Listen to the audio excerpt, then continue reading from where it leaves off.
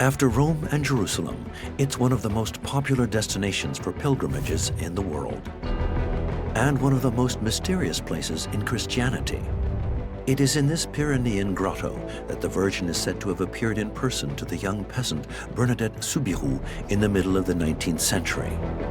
She does not call it by a name. She's afraid to name it, which suggests that she perhaps thinks it might be a fairy.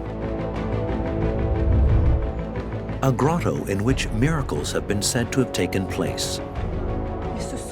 She felt compelled to go to the grotto, and the moment she puts her hand into the water, it fully regains its agility. Lourdes is such a holy place that it has become one of the major sanctuaries in Europe, attracting millions of pilgrims from all over the world. Pilgrimages to Lourdes will develop globally with the appearance of railways, and this will radically change the history of pilgrimages in the West. How did this unusual 128-acre architectural construction with 3 eclectic basilicas spring from the ground to produce the biggest underground crypt in the world? St. Peter's in Rome could fit inside the Basilica of St. Pius X, even though St. Peter's is the largest basilica in Rome. What technical challenges did the designers have to overcome for more than a century of work? How did they break down these mountains? Here is the incredible story of the construction of the Lourdes sanctuaries.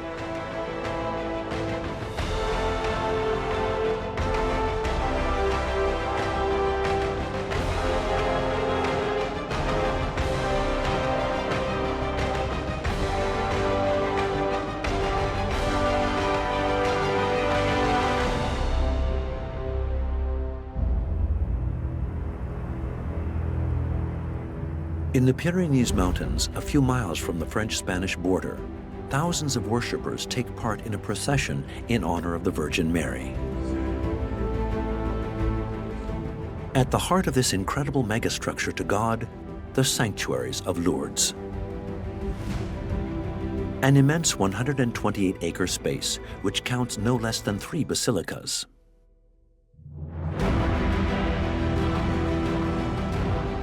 Perched on the Rock of Massabielle, the Immaculate Conception, built in the Gothic style, peaks at 328 feet above the river. Lower down, hollowed out of the same rock, the Basilica of Our Lady of the Rosary, built in the Roman Byzantine style, can welcome up to 4,000 worshippers. Its parvis, inspired by St. Peter's in Rome, can welcome 40,000 more. To the east, buried 32 feet below the surface, the Basilica of St. Pius X has the capacity for 20,000 pilgrims. With a length of 655 feet and a width of 265 feet, it's the biggest crypt ever built in the world. A sanctuary entirely built around a grotto. A sacred place where the Virgin Mary is said to have appeared 150 years earlier. The grotto is really the heart of the sanctuary. The pilgrims themselves bear witness to the fact that there's a kind of allure to the grotto. And for good reason, as it's here that the Mother of God is said to have revealed the existence of a spring with extraordinary properties. Water which would be the origin of 70 unexplained healings. It's true that the water attracts a lot of sick pilgrims hoping for a cure. Therefore, at Lourdes, you come to the source, you come to the grotto, you come to drink this water, quite simply because it's the Virgin Mary who gave us this water. Therefore, it feeds hope into the hearts of pilgrims in a very, very big way. Catholics believe so strongly in Lourdes that it attracts millions of sick and dying pilgrims each year. Lourdes, a unique place, therefore, whose story begins in the biting cold winter of 1858.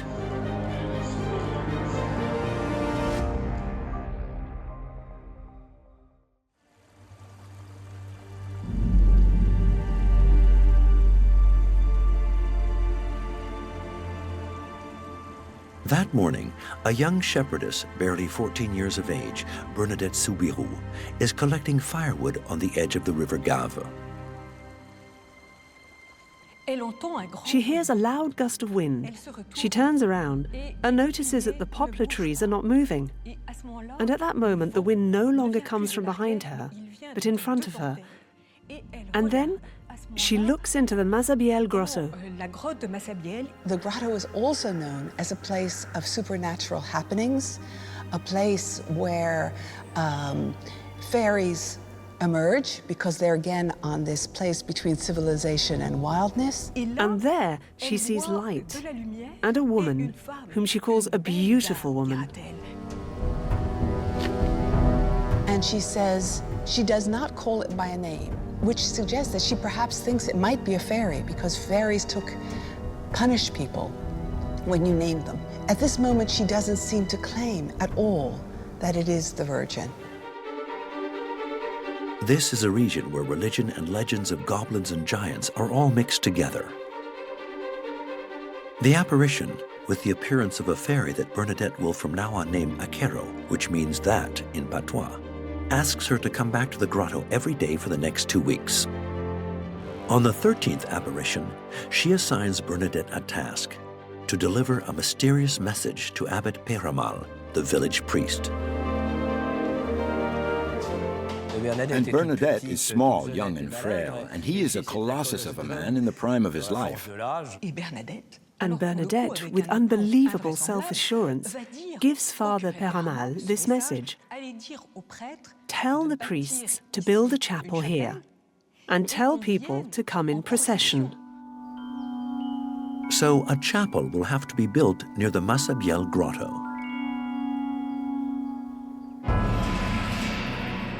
But the rock which overhangs the grotto is 89 feet tall, and the surface is irregular.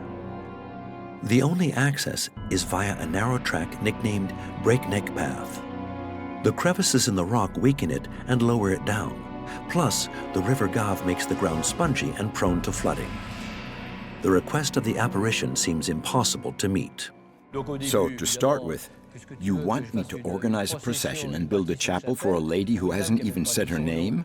Plus, at the time, it's the regime of the Second Empire, so this needs authorization from the state. The state will never give authorization for that.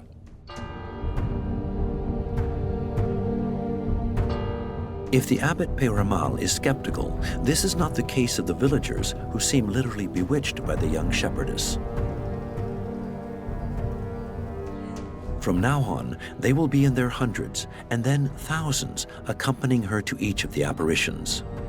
And they are impressed. She's transfigured from sort of flea-ridden girl in rags of wool into something people perceive as very beautiful. There is something about the solemnity of her embodiment that really does make people watch her with respect. During the recitation of the Rosary, Bernadette says, "The lady is here, the lady is here." And at the same time, Bernadette goes into a profound ecstasy. Then asks the lady her name 4 times. And on the 4th time, the lady says, "I am the Immaculate Conception." On the way home, Bernadette, scared of forgetting, repeats to herself the strange string of words that she doesn't know. Que soy era Immaculada Concepción. Abbot Peyramal is stunned. How can a young shepherdess who doesn't know how to read or write, how can she know these terms which are only known to theologians? And Father Peyramal doesn't give any explanations to Bernadette. He starts crying because he understands that Bernadette has seen a lady, a beautiful lady, and that lady is the Virgin Mary. From then on, convinced of the truth of the apparitions, he informs the Bishop of Tarbes, Monseigneur Bertrand Sévère Laurence. And he says there's something going on in our community. There's an élan mystique, there's a renewal of faith. And not only a renewal of faith, but a kind of ethical consciousness that is emerging, that people are becoming, in a sense, holier because of the events. There is no doubt that Laurence, who comes out of the attempts by the Church in this period to reconstitute itself in the aftermath of the revolution sees this as a chance for reconversion. And what better way to evangelize a country than with a new place for pilgrimages? A chapel which had been requested by the Mother of God herself.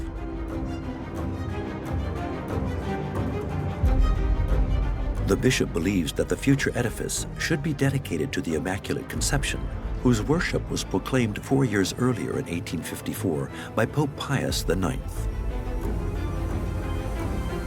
That it becomes dogma is very important because it is the ultimate miracle of faith. Mary is not just giving birth as a virgin, she is also conceived herself without sin.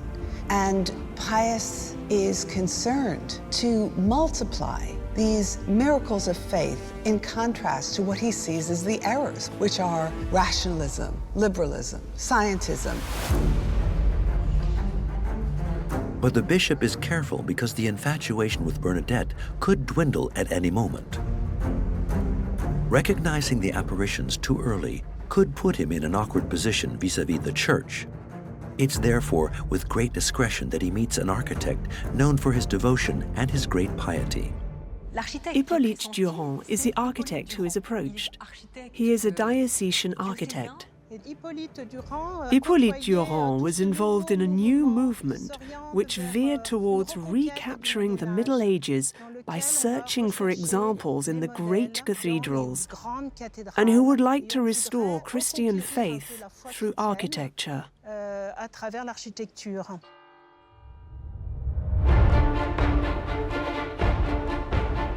The man who was the architect of the Château de Monte Cristo, built for Alexandre Dumas, gains the trust of the bishop. He immediately gets to work. Durand opts for a Roman Byzantine style. As is the tradition, he positions the future chapel towards the rising sun, symbolic of Christ illuminating the world at the first light of dawn. Access will be to the west, following breakneck path. But just at the time when he was about to present his plans, the bishop makes a surprising request. We must think of a way to organize the pilgrimage and the way in which the pilgrims live. So that the pilgrims can enjoy a place of rest, we will ask the architect to change the direction of the church.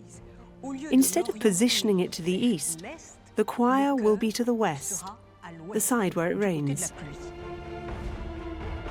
And the eastern part will be the entrance to the chapel. Actually, in this porch, the pilgrims could find shelter and sleep. In this way, the pilgrims will be protected from the rain and from the prevailing winds. But the chapel will lose one of the strongest symbols of Christian worship. The positioning of the church must have been quite revolutionary. But what exactly won the deal was that to compensate for the space, to adjust to the level of the hillock, the architect suggested adding a crypt.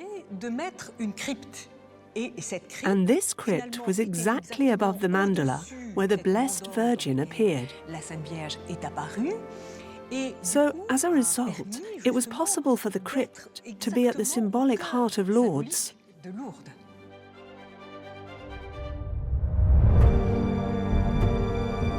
On the 18th of January, 1862, the bishop signed an official declaration recognizing the reality of the apparitions.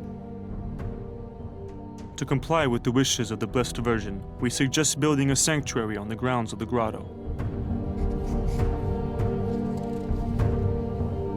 Works will be fully funded by donations from worshippers.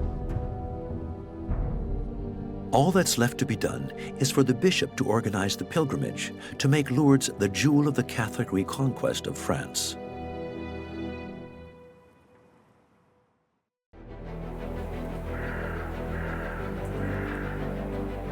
On the 13th of October, 1862, early in the morning, a huge explosion resonates on the Espelugos mountain.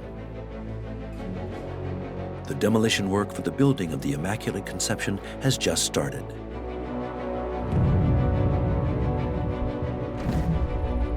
Abbot Peramal is enthusiastic. It's a pleasure to see the rocks smashed to smithereens in the exploding mines.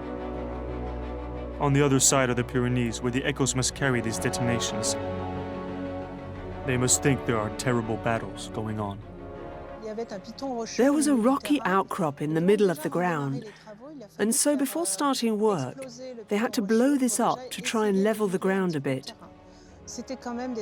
It was a huge task, especially as they had to make sure when working above the grotto not to disrupt the ground too much, which could weaken it. It's really an important element in the construction of the sanctuaries. So for all the work that was done, major precautions were taken. At the same time, the architect Hippolyte Durand is putting the finishing touches to his new project. The chapel will be neo-Gothic in style.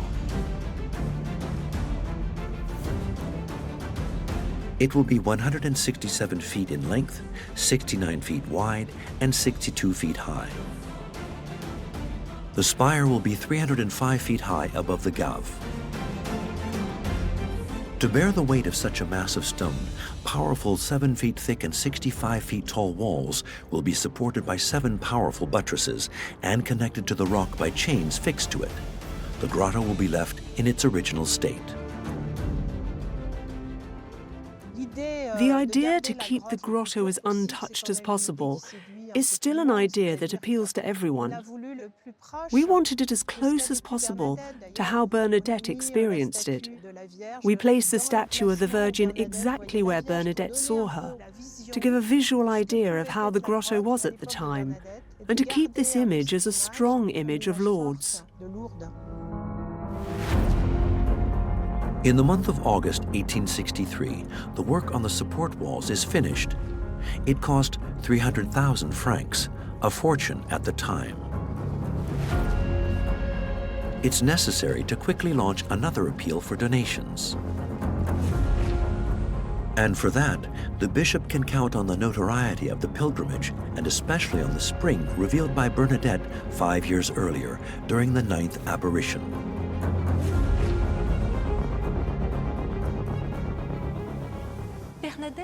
Bernadette is on her knees. She's doing penance. And then the lady says, "Drink from the fountain and wash yourself."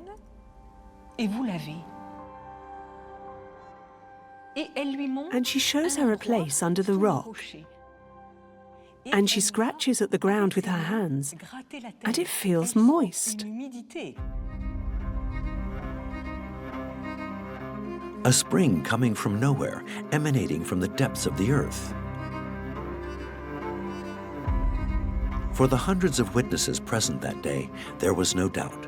This water can only be a divine gift.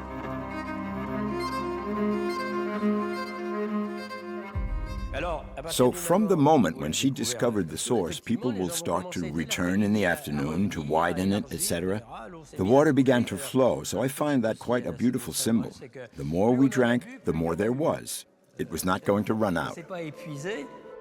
Water which is soon going to drastically change the fate of Lourdes when a woman who'd been paralyzed in her right hand for many months visits the grotto in Massabielle. Catherine Latapie, who lives 7 miles from Lourdes in a village called Loubajac, feels compelled to go to the grotto. The moment she puts her hand into the water, it fully regains its agility.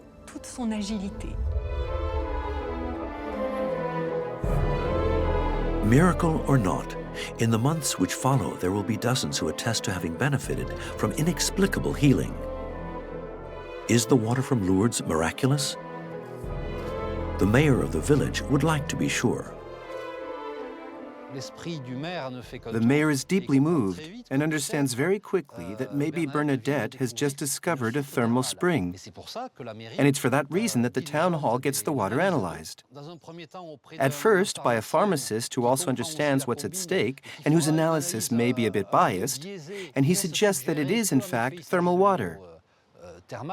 But a second analysis confirms the reality, that the Massabielle water is normal for that part of the Pyrenees.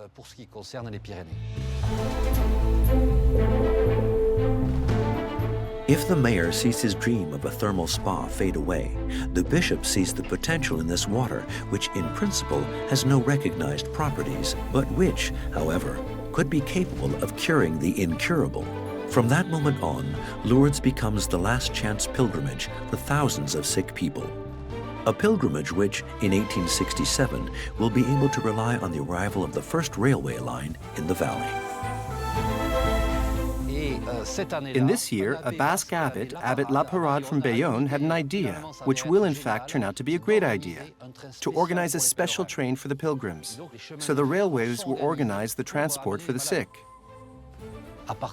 From then on, the pilgrimage to Lourdes will develop on a European level, then global, with the advent of the railways.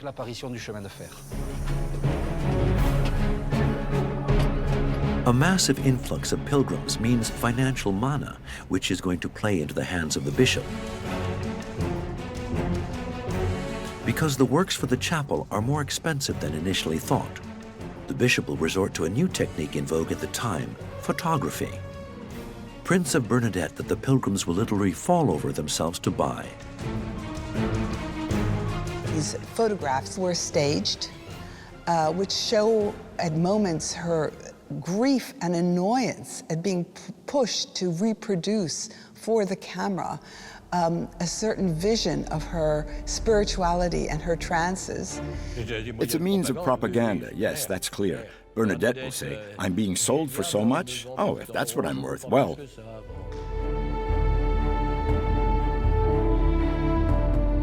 An icon who is selling well, but who is soon going to be in the way. During the inauguration of the crypt, the young woman is a guest of the festivities, but the bishop wants, at all costs, to avoid her being the star. So the young woman attends the ceremony dressed as a child of Mary and firmly escorted by nuns. The danger was, of course, that it wouldn't be the veneration of the Virgin, but it might become the veneration of Bernadette. That was what the church worried about. 2 months later, on the 4th of July, 1866, Bernadette leaves Lourdes for the Saint Gildard de Nevers convent in Brittany, where she will take the veil. She will never come back to see her mountains nor the Grotto of Massabielle until her death.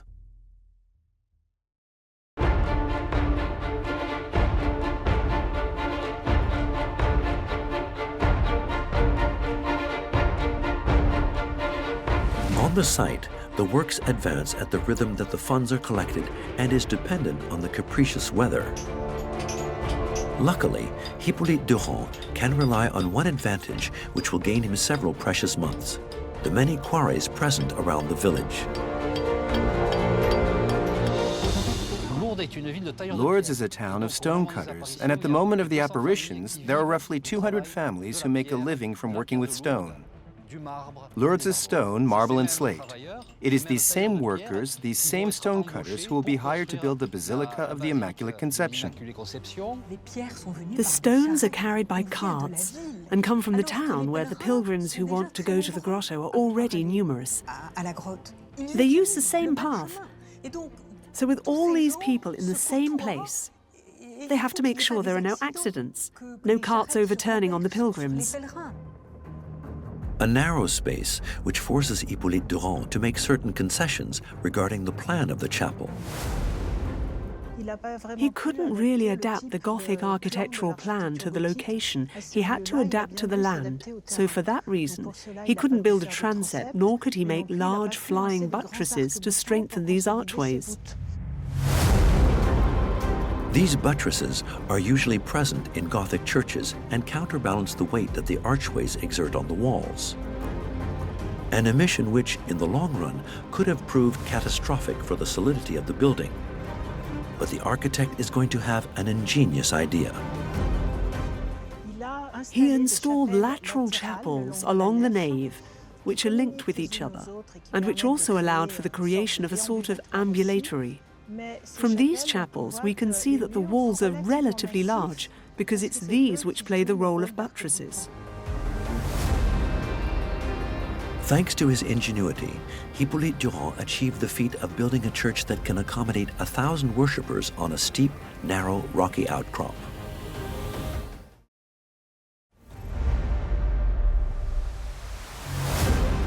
On the 15th of August, 1871, the Chapel of the Immaculate Conception is inaugurated. A ceremony during which one man is noticeable by his absence, Monseigneur Lawrence, who died several months earlier during a trip to Rome. He leaves behind him the first piece of a vast enterprise destined to become one of the biggest sanctuaries in the world. But before becoming an important place of national pilgrimage, Lourdes still has to pass one final test, obtaining recognition from its peers.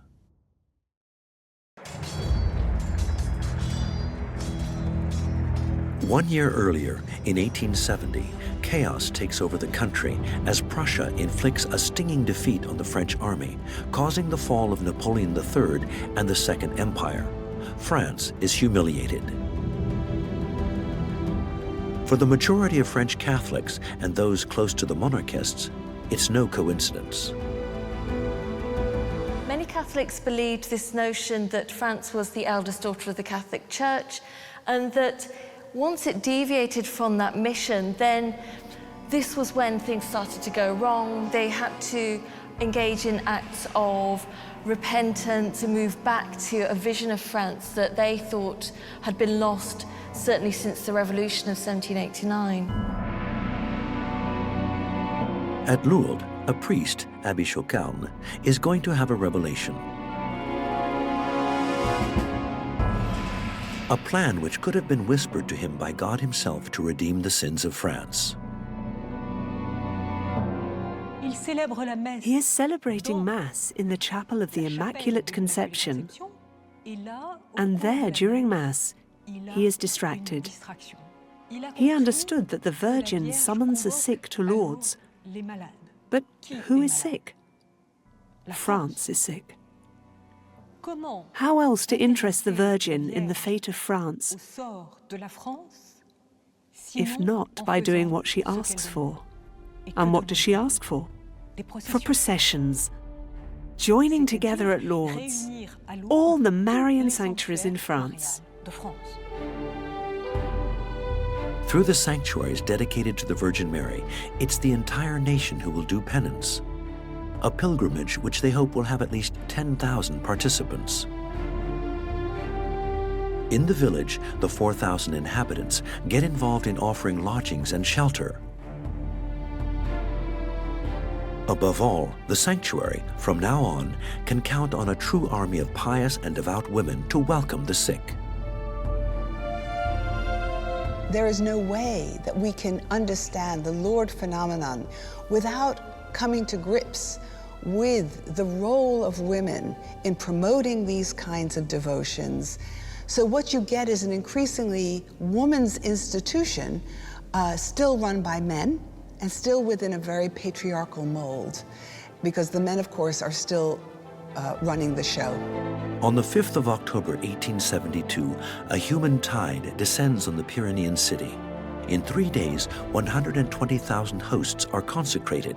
Representatives of 300 sanctuaries march with 320 banners. There is an enormous amount of people. We will count 70,000 people on the day of the march.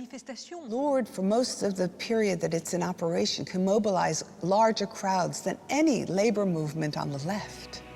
So we exceeded everything we thought possible. Since then, the pilgrimage has become national. Delegations from all the French dioceses will come to Lourdes each year. So the entire country will be devoted to the Virgin Mary. Strengthened by its success, the Basilica receives grace from Pope Pius IX, who raises the status of the Chapel of the Immaculate Conception to the rank of minor basilica. From now on, nothing can stop the incredible ascension of this Pyrenean city. The town will be transformed by the Lourdes pilgrimage, as Lourdes will devote itself to welcoming pilgrims. So how does this work at the beginning? The people of Lourdes see all these people arriving, so they begin opening boarding houses, and then the first hotels arrive, so that soon all the left bank of the Gave will become a hotel zone.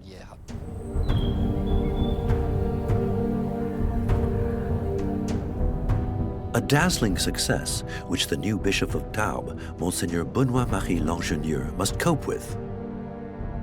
Because barely finished, the Basilica of the Immaculate Conception is no longer sufficient to absorb the uninterrupted flow of pilgrims. Monseigneur Langenieux, in front of all these pilgrims, thinks, if we're going to leave them outside to celebrate Mass, we're going to need altars, etc. There are an enormous amount of things, and he thinks a new church is needed. In 1883, approaching the 25th anniversary of the apparitions, pilgrims come in mass. For the new church, a new architect is approached, Leopold Hardy, the chief architect of the 2 international expositions in Paris. The idea behind his project was obviously not to go down the Gothic route, since the Gothic style with its big Ogreval archways would create a problem of height, with a part of the Immaculate Conception being hidden. So it was necessary to construct a building less elevated. For this, Hardy pictured a church in the style of Roman Byzantine, because this type of building, in the form of a Greek cross, has the advantage of having a dome.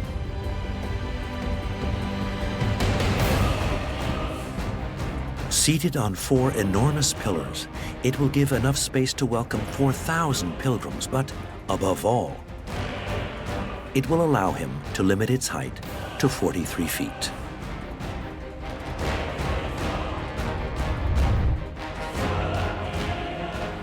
Here, the architect has been extremely intelligent and respectful, because he has slid his building under the Basilica of the Immaculate Conception, that we often call the Superior Basilica.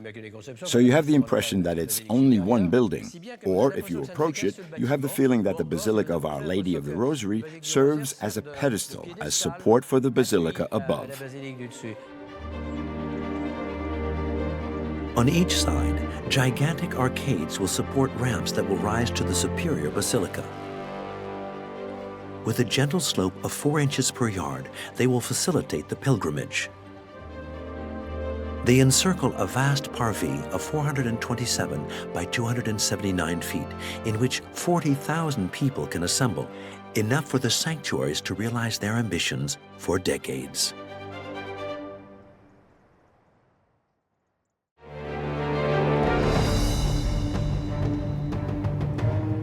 On the 16th of July, 1883, the construction of the Rosary Church starts, 25 years to the day after the last apparition. But the first trenches are barely dug when Leopold Hardy is urgently called to the building site. There was a canal, the Merlas Canal, which passed just below. And there was also the water from the Gave, so the ground was quite porous at that place, and quite humid, resulting in the entire foundations being submerged underwater. So they had to drain it to extract all the water that was there in order to construct a relatively sound edifice. And that's not the end of Hardy's problems. To clear the space necessary for this future edifice, 353,000 cubic feet of rock was taken from the mountain with large explosive reinforcements. The new basilica will literally be built into the rock. But water flowing from the top of the mountain to the valley could endanger the walls of the basilica in the long term.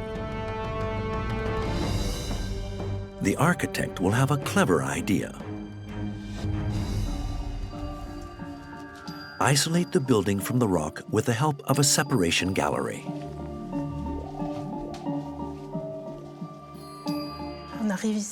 So we arrive here in a very private part of the Rosary Church, as here is the interface between the wall of the Rosary Chapel, the Basilica, and here the support wall holding the rock.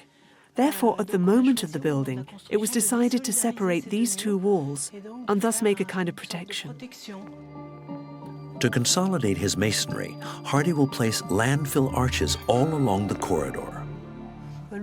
Lourdes is a place where there is a lot of earthquakes, so you also have to balance the Mass so that it can last for years to come. To avoid pockets of water accumulating behind the support wall, the architect has holes made in the rock wall through which water can flow into the gutter. We have the impression that we're in a grotto, and we find here the formation of stalactites, stalagmites, limestone which stays on the surface, and the water runs along it.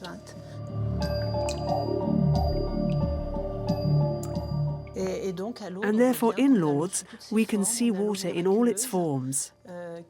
We have the miraculous water which comes from the grotto and which heals, and then we have the water from the rock which runs here, but which could also have been a disruptive element for the architecture.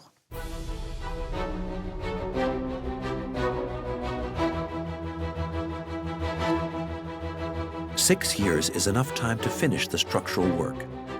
Now, all that is left is the interior design. The church will be devoted to the Rosary, a prayer ritual dedicated to the Virgin Mary. It will comprise 15 chapels, each one decorated with one of the 15 mysteries of faith. A life-size summary of the Gospel. We wanted this basilica to illustrate the Rosary prayer, as if the basilica itself was, in a way, a huge rosary. The Basilica of Our Lady of the Rosary is a type of instruction for the pilgrims. And so, through the images, it's always the will of the Church to be able to, and today it's very fashionable, to be able to evangelize. A handy tool for converting souls. It remains to find a material capable of resisting the extreme climatic conditions of the valley. By chance, a technique as old as Herod has just been brought up to date: mosaic. The advantage of mosaic compared to paint is that it's more durable, and once it's placed, as long as there's no disturbance in the stability of the wall, it will never move. If you think of the mosaics in Rome or Pompeii, they're still there and in perfect condition. The execution of this decoration will be supervised by Domenico Facchina, the most famous mosaicist in France, because this man has developed a revolutionary laying technique. Instead of posing the tesseras one by one on the wall, as you do traditionally, the designs are put together on a base in the workshop. These are then stuck on the wall in reverse. The execution time is thus considerably reduced. In this way, the 15 chapels will be covered in 16,000 square feet of mosaics for a total cost of 450,000 francs, which is the equivalent of 1.8 million euros, an incredible fortune. If France gave, I was going to say, the majority of the money for the construction of the Basilica of the Immaculate Conception, it's now the whole world which will participate in the construction of the Basilica of Our Lady of the Rosary. In less than 3 decades, the Lourdes sanctuaries have become very profitable. The walls of the chapels are covered, bit by bit, in thousands of marble plaques, testimony to the extraordinary healing and donations in hard currency.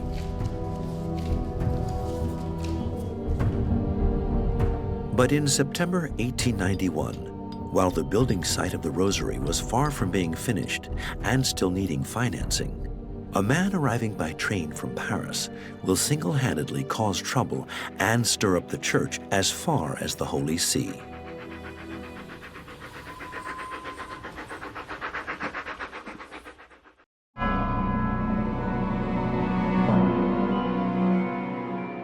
At the beginning of autumn, Émile Zola, the famous author of Germinal and the Beast Within, discovers the city of Lourdes for the first time, attracted by the innumerable miracles supposedly taking place there.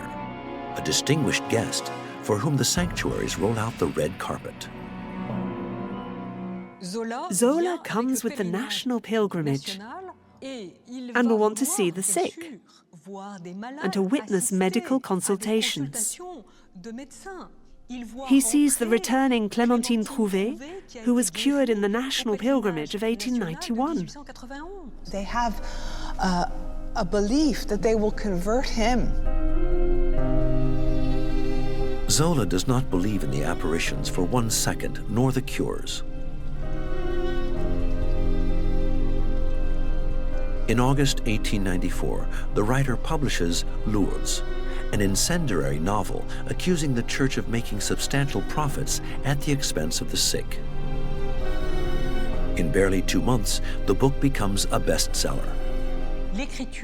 The writing of his book dedicated to Lourdes will be poorly received by the Catholics, who will feel humiliated. He says that Bernadette had experienced hallucinations. His book is a combat weapon. He's basically saying, they are liars, they are hypocrites, they are thieves. The matter reaches the Holy See, who is worried.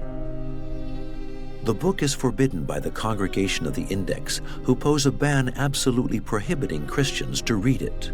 And they are afraid that there's a persuasive power in Zola's prose that might actually probably affect Catholics and undermine their faith. After that you see the multiplication of caricatures in the Catholic press of Zola as a kind of demonic person. Finally, the counter-propaganda works. Donations continue to roll in. Zola will not bring down the work on the Rosary. Ironically, the sanctuaries will even find a way of using the novelist to give the chapel its final touch. To do penance, to ask forgiveness for what Zola has written, the Bishop of Lourdes will ask the population to donate money for the organs for the Basilica of Our Lady of the Rosary in compensation.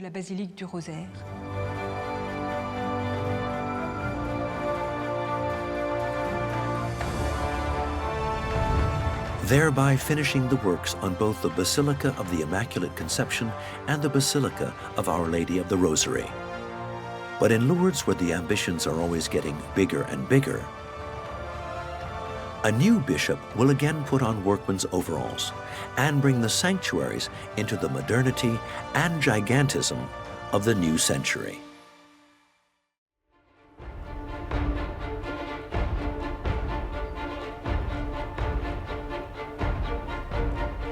In 1953, the new Bishop of Tarbes, Monseigneur Théas, faces a daunting challenge: the organization of the Centennial of the Apparitions, an event which will be attended by 5 million pilgrims.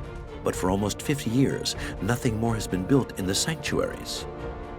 He understands that the reception capacities are too small. Hence his idea of building a huge place of worship. A place where we can have processions on the days when it rains.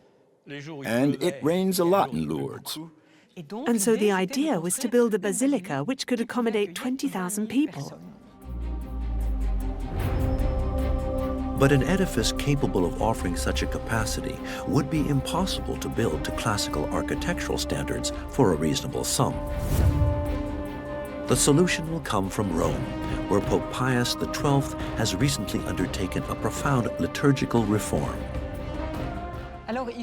It just so happens that Pius XII had just published an apostolic letter called Mediator Dei, where he mentions contemporary art. And Pius XII feels the need for churches to also live by this art. The future church will, therefore, be resolutely modern and made from concrete. A revolutionary choice at the time, but one which has the advantage of being more economical than stone. An architect is approached, Pierre Vago, because this man, a big fan of Le Corbusier, is the founder of a prestigious journal on contemporary architecture. He will explain to Monseigneur Théas that if he envisages a superstructure with 20,000 seats, it will completely obscure the chapel of the Immaculate Conception.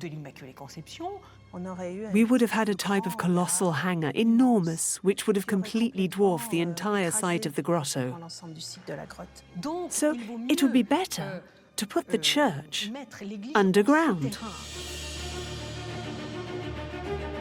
The future edifice will be buried under the vast meadow which borders the Gave. It will be constrained to the south by the road, which runs along the sanctuaries, and to the north by the path which links the crowned Virgin with St. Michael's Gate.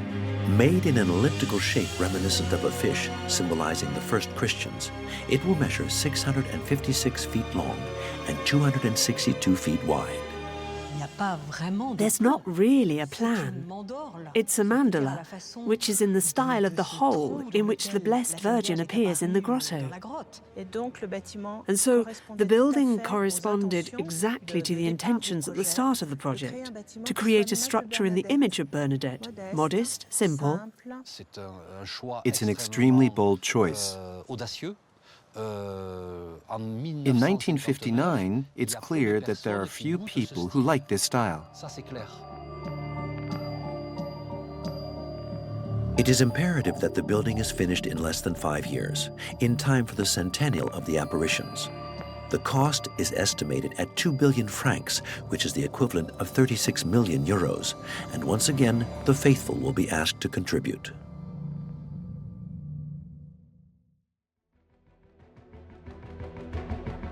In December 1955, after the bishop has validated the plans, a problem needs to be solved: the roof of the future edifice. The engineers suggest a vast crypt supported by pillars, an idea which is not approved by Pierre Vago, who wants the building as stripped back as possible. So he contacts Eugène Fraissinet, inventor of a new revolutionary method of construction, pre-stressed concrete. A technique which permits the building of long concrete archways without intermediate support. Fraissinet created an immense hall without any pillars inside this huge volume. Everything is completely liberated by the fact that we have these big, pre-stressed concrete structures which can completely absorb the space. 2 series of 58 semi-arches resting on a long central beam will support the roof. First, the concrete is poured into a formwork. Then, steel cables are slid in a sheath placed in the lower part of the beam. Hydraulic jacks then tension the cables to prevent the beam from collapsing. Compressed, the concrete thereby becomes pre-stressed. Thus, the edifice will have a surface nearly as big as St. Peter's Basilica in Rome, 156,000 square feet, and without any central pillars. It's said that St. Peter of Rome could be contained inside the Basilica of St. Pius X, even though St. Peter's is the largest basilica in Rome. The official start of construction is given as the 30th of May 1956. But when the excavation has just passed 7 feet deep, water will once again appear, transforming the giant hole into a real-size lake.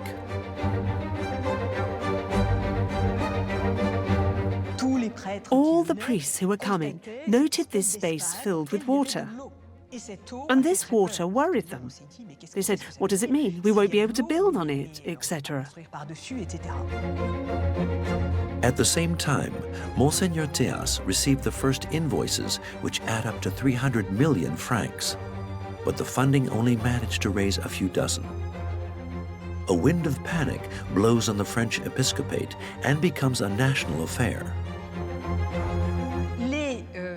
The bills were arriving for Monseigneur Théas, who needed to pay them. And he had no money to pay the companies who were doing the work. And the best had been chosen. So there came a time when effectively the bishop said, well, we have to stop everything. They raised the question of filling that hole back in. They were going to fill it in. An order validated by the Holy See itself. Desperate, the bishop turned to the Virgin. However, the miracle is going to come from his construction manager. It's Campenon Bernard who tells him, you must obey. So you have to stop the works, but I'm continuing. I'm going to pay the workers who are destined to continue the work from my own pocket, so that it will be finished on the date and time we had decided on for the centennial of the apparitions. And if Campion Bernard hadn't done that, I don't think we would ever have had the Basilica of St. Pius X.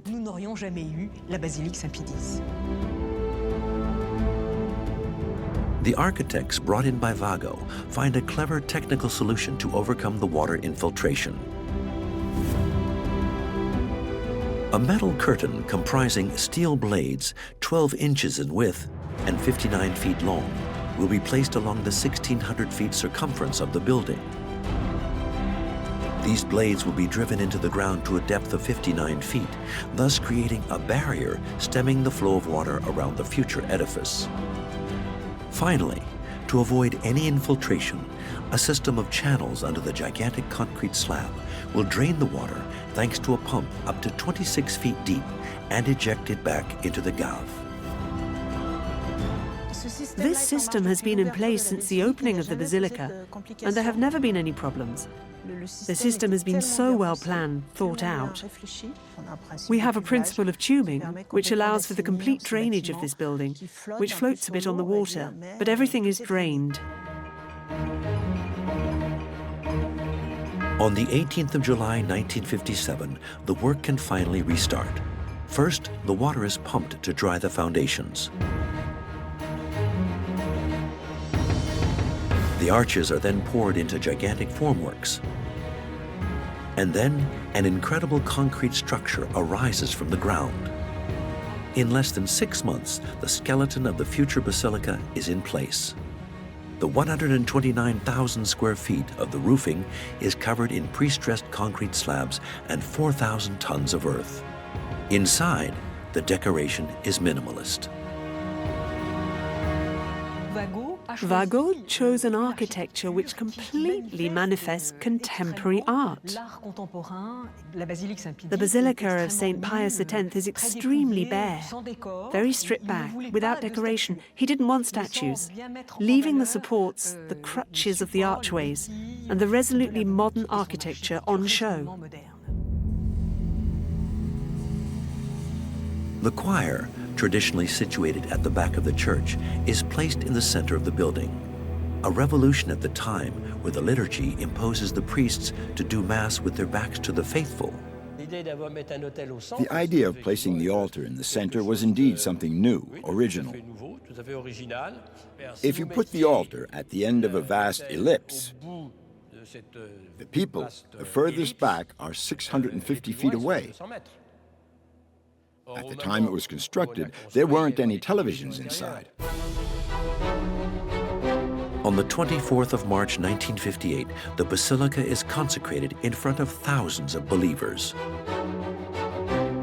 It's the Archbishop of Venice, Angelo Roncalli, who will become Pope John XXIII several months later, who is in charge of the blessing. All the dioceses in France and Europe assemble, and the influx is a constant coming and going. All the people of Lourdes will tell you that they've never seen so many people at Lourdes, and this will stay forever in their memory. Thereby finishing the construction of the sanctuaries of Lourdes, a huge place of worship and pilgrimages which continues to attract millions of pilgrims from 5 continents 160 years after its creation. Each attracted by an indelible faith in the miracles and the singular story of a young shepherdess who has since become one of the most worshipped saints in the world.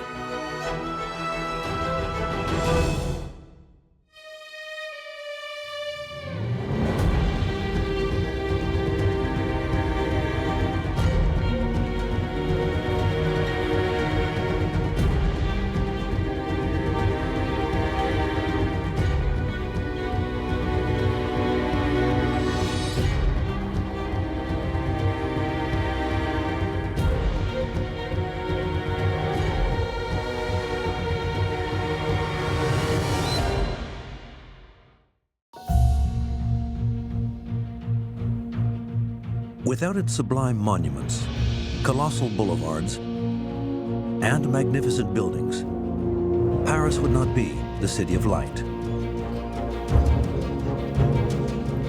Without its unique urban fabric, Paris would not be the most visited city in the world.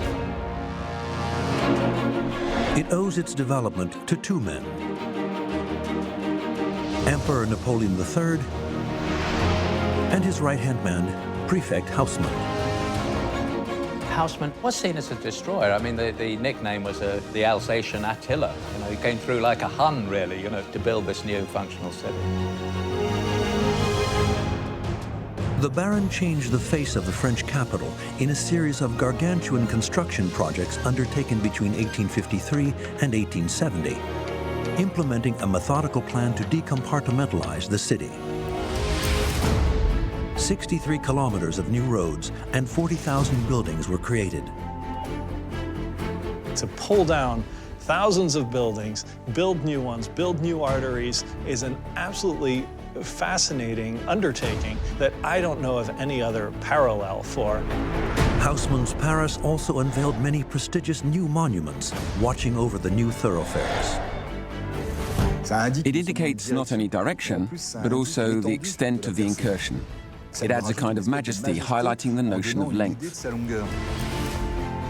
Almost 2,000 hectares of parkland were introduced,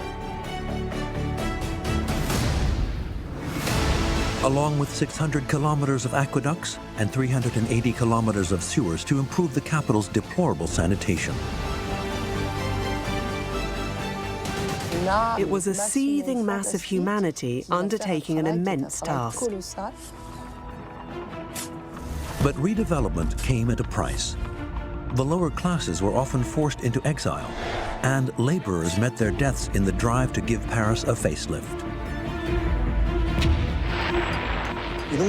There were thousands of men at work with some very serious falls and injuries.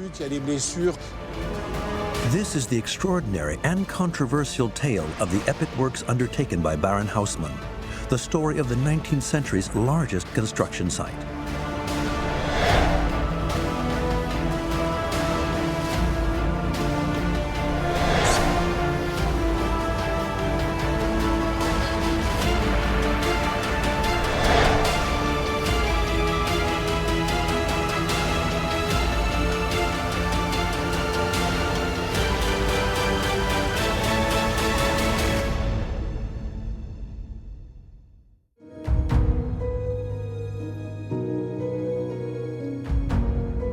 An aerial view of Paris.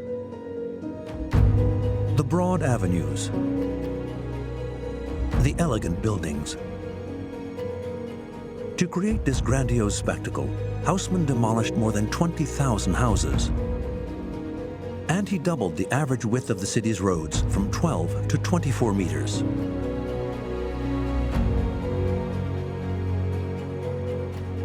It is hard to imagine that 170 years ago, before Haussmann and Napoleon III, the City of Light was a maze-like cesspool.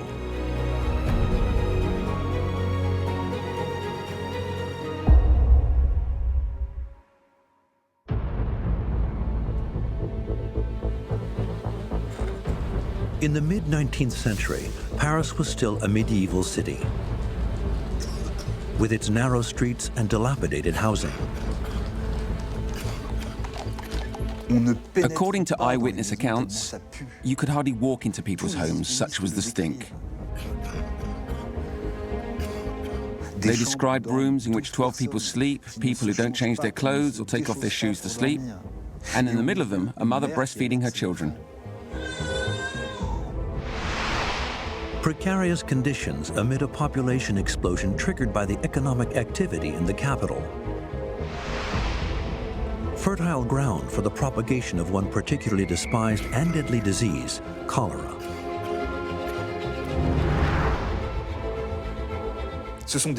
Tens of thousands of people died in Paris, including the well-off and the more secure. The disease really made its mark during this period.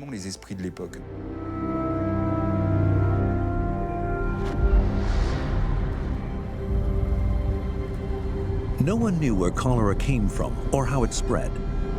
But one thing was certain, Paris was in need of major surgery.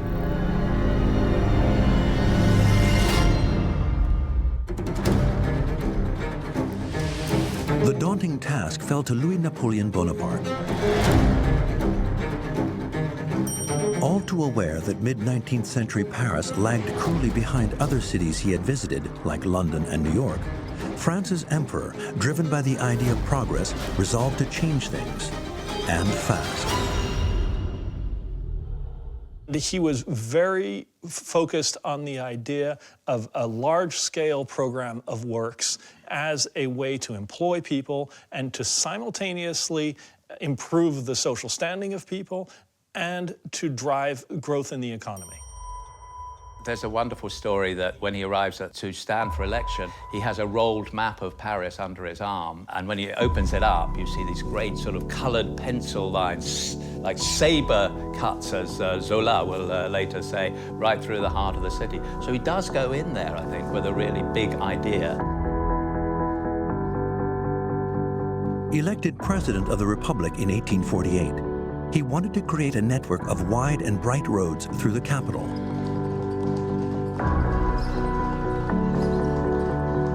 Echoing the work of his uncle, Napoleon I, who ruled between 1799 and 1815. Between Place de la Concorde and the Louvre, the emperor opened the first section of the Rue de Rivoli, a large rectilinear trunk road some 900 meters long.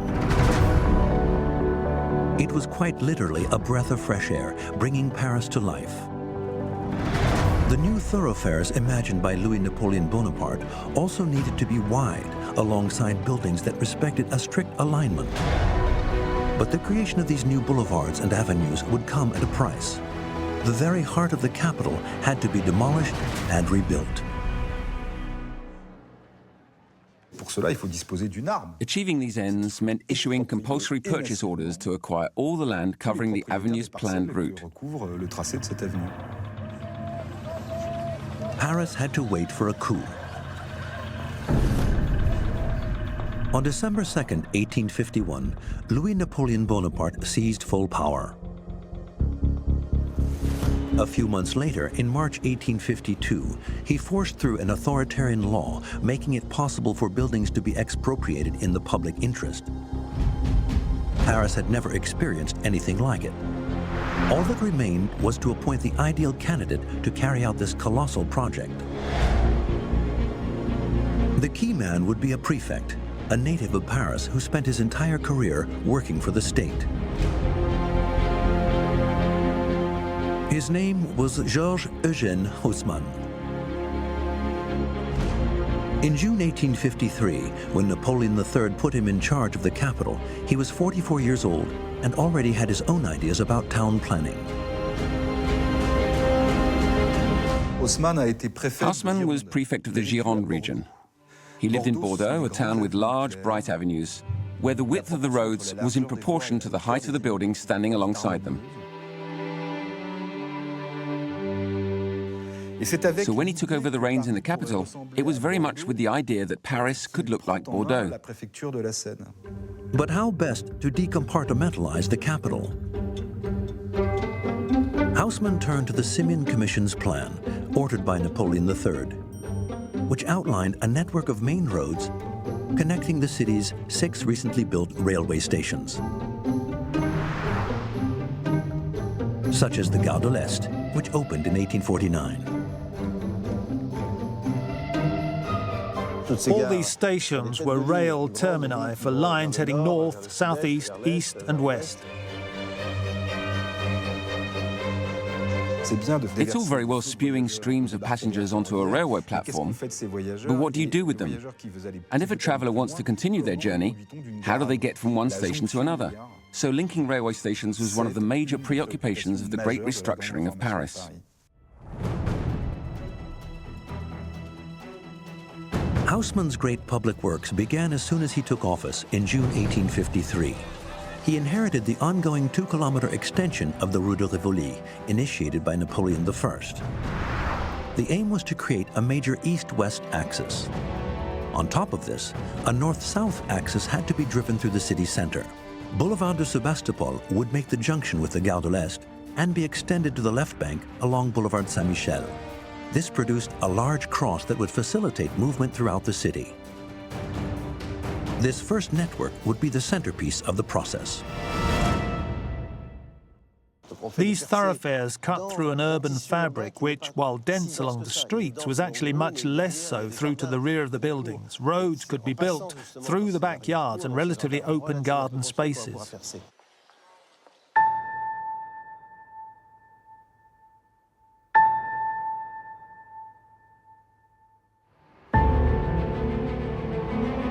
Haussmann wanted to replace these old Paris houses with what would come to be referred to as Haussmannian constructions, of a type that had actually been springing up in the capital for several decades prior to his arrival.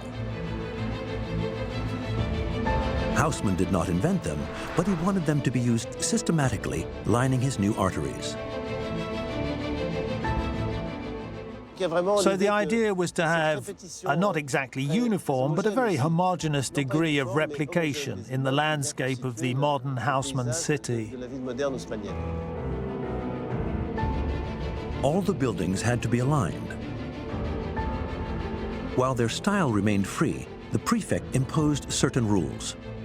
On the ground floor would be stores, with a basement beneath. On the second, so-called noble floor, Haussmann insisted on the presence of a long balcony, whose existence owed nothing to chance. The buildings had to respect an alignment, with their flatness tempered by balconies that also add a little architectural monumentality. There are large full-length windows of the type found in chateaux during the classical era.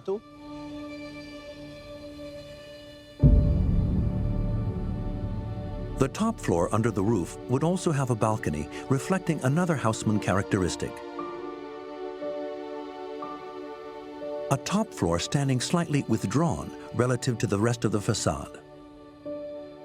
The attic had to be set back from the facade of the 4 floors below for a very simple reason: to create an oblique line that would allow the sun to penetrate right into the street. The idea was to allow the air to circulate around the wide thoroughfares and to let the light in from above the high facades.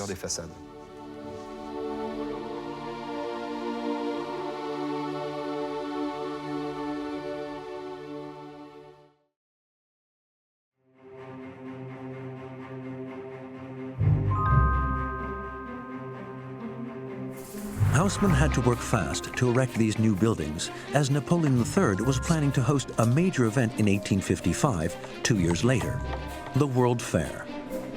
And the new Paris was to be the highlight of the show.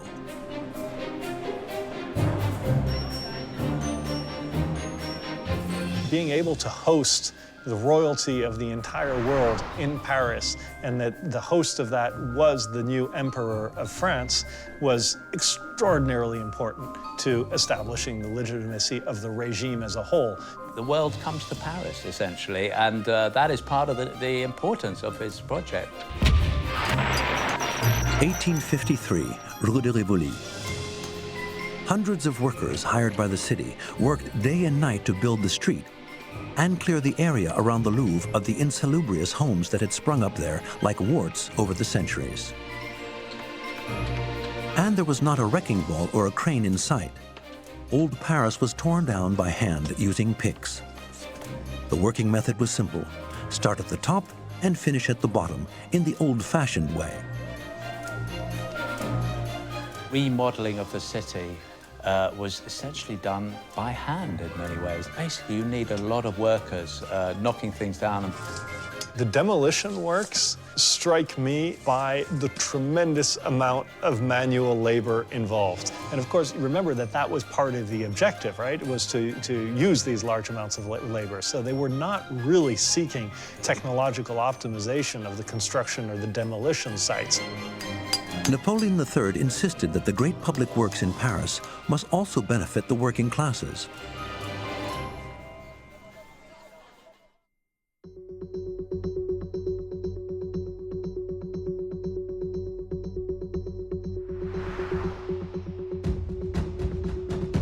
But further along the Rue de Rivoli, on the final stretch, Prefect Haussmann faced an unexpected obstacle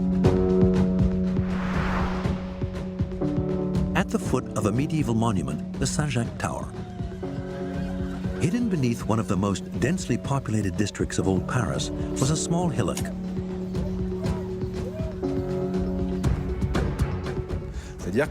It meant that the Rue de Rivoli either had to be flattened or a hump left in the middle of the street. The problem was, a hump would ruin the perspective Haussmann wanted. Bear in mind that when moving around on horse-drawn vehicles, it's extremely hard to climb a hill. And the descent is even more treacherous, because the animal is pushed by whatever load it's meant to be pulling.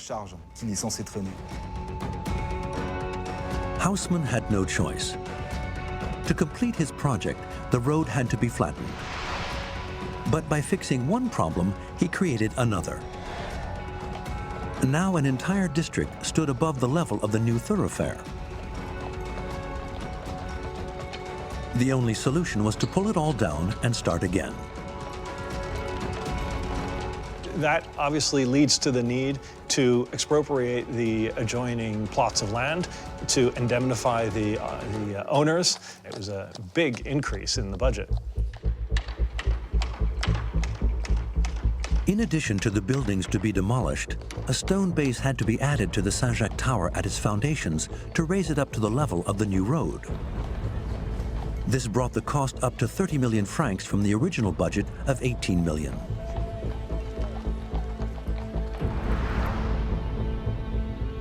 Any further such oversights would be disastrous for the finances of the city. But it was obvious where the root of the problem lay. Unfortunately, the plans of the city did not record its topography. Haussmann thus commissioned an ultra-precise map of the city using the triangulation method, a technique known since ancient times but never used to map Paris.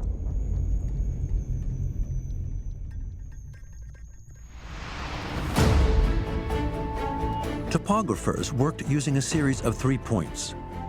First, they measured the distance between two of them on the ground. Once that was known, they measured the angle separating the 2 points from the third, from an elevated position. Using trigonometric calculations, they were thus able to determine the distance between them from the third point, allowing it to be accurately positioned on a map. In the second stage, the topographers completed the triangulation by measuring levels. A simple operation carried out using telescopes and graduated sights.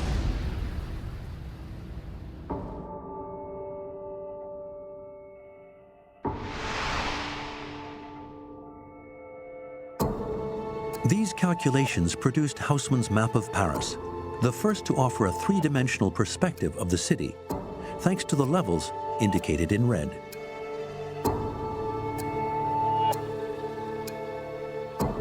It would prove to be an invaluable weapon in his public works project. It's very interesting to see that through that, Haussmann started developing a methodology that we still in effect use today, still refined further, but for large-scale urban projects, that you really have to do the fundamental work of establishing the land that you're working on and all the parameters before you get going.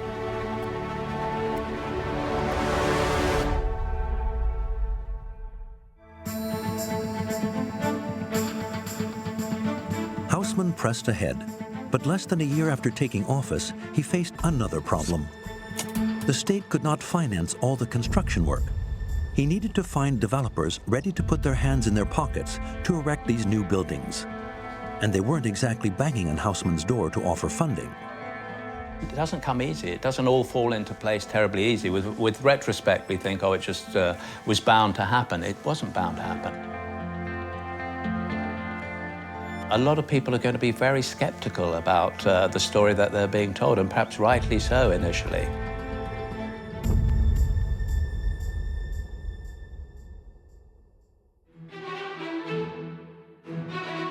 Haussmann then turned to two rising stars of French finance, the Pyrenees brothers, Émile and Isaac.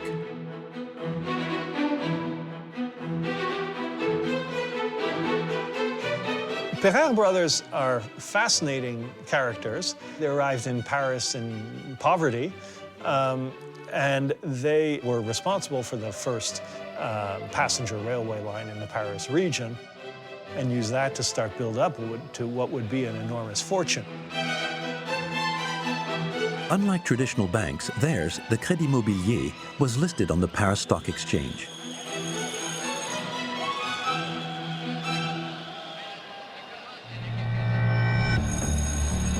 This gave the Pereire brothers far more scope to considerably increase the money at their disposal.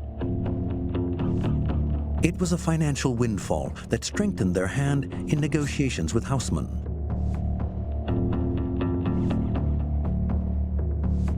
The Pereire brothers, in the event, bought a large piece of land. They would then do the development, build the buildings, using capital that was raised on the equity markets, and then sell back the buildings to investors. Thanks to the Pereire brothers' money, workers and scaffolding transformed the center of Paris into a gigantic construction site. Floor by floor, the first buildings of the Rue de Rivoli began to rise out of the ground. Their freestone facades made them instantly recognizable to the people of Paris.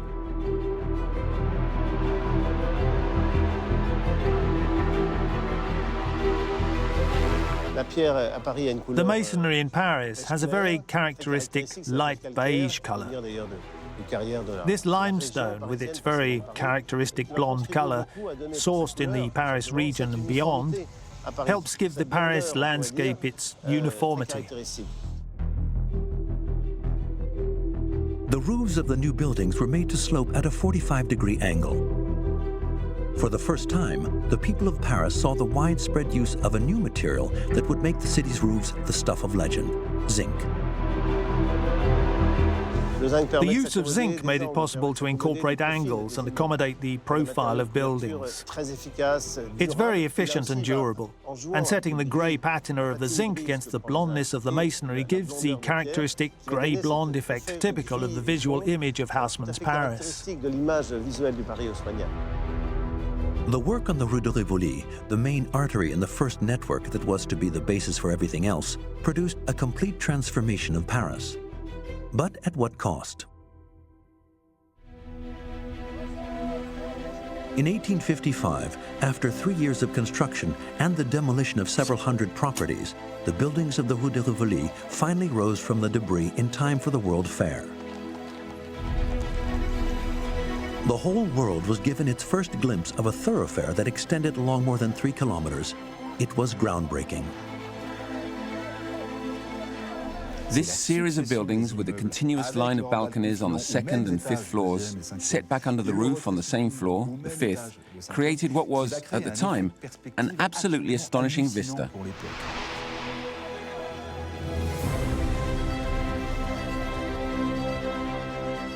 All public areas now had monuments, and the modest residential buildings became part of this landscape.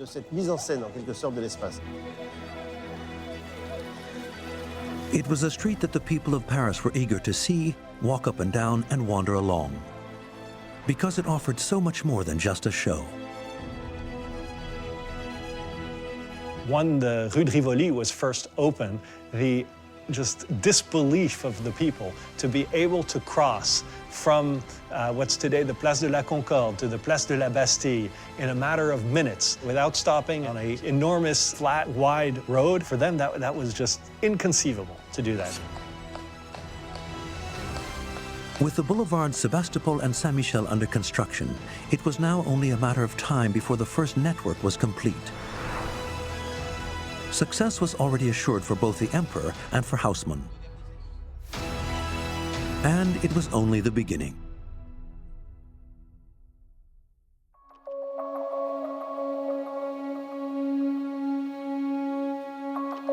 In mid-1850, Haussmann had another operation underway. His objective was to revive what was a vital organ for the capital.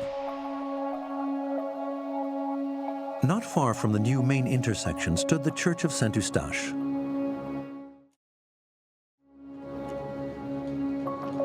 Ever since the 12th century, the area beside it had been the site of an extremely disorganized food market.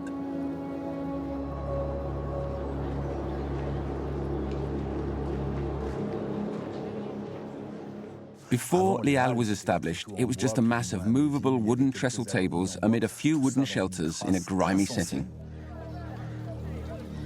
For Napoleon III, who liked to foster an image as a despot who was sympathetic to the people, replacing them with a functional infrastructure and symbol of modernity became a matter of urgency.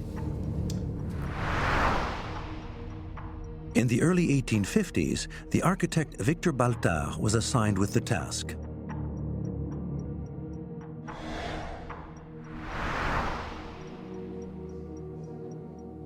In 1852, the first structure was erected.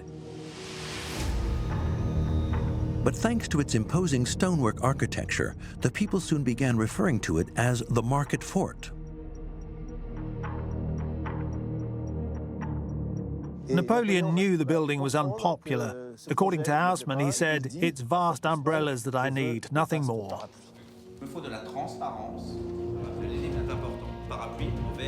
Napoleon III sketched out the vast umbrellas for Haussmann.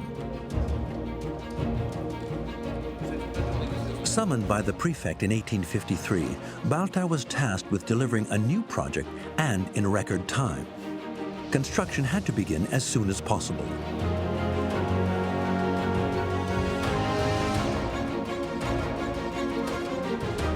He succeeded brilliantly.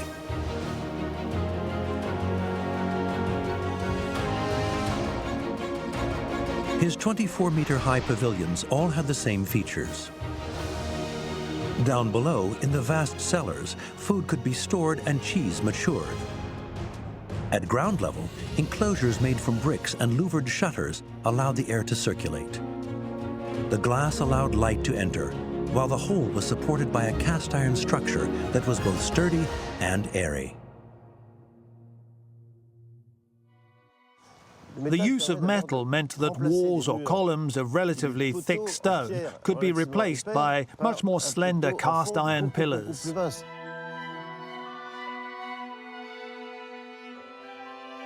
This freed up space and allowed the light in. By combining these iron pillars, which resist compression much better than stone pillars, with iron frames and with glass, which could now be produced on an industrial scale, large areas could be covered with very few points of support.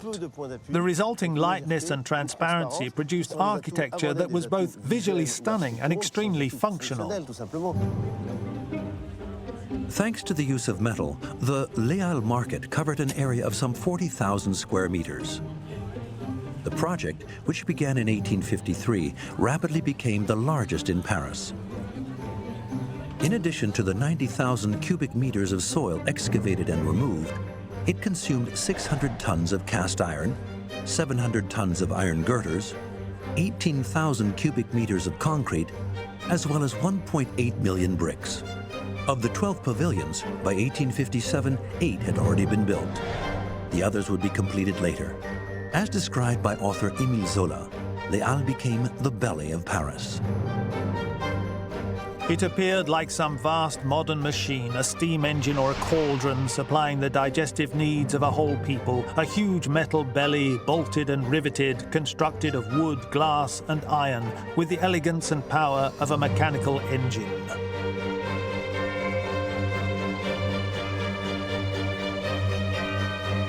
But for Haussmann, the city center markets brought another problem. Food was transported by cart. So you really had to imagine an incoming flow and outgoing flow.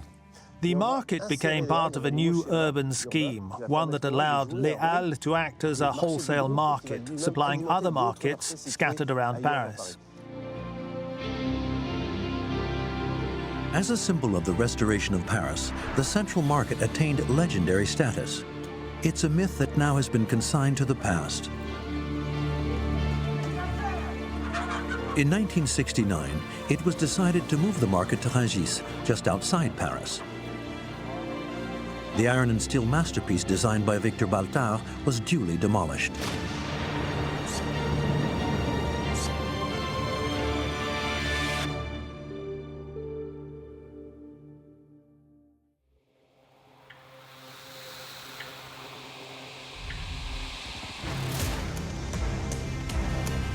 By 1858, Paris's City Hall was in turmoil.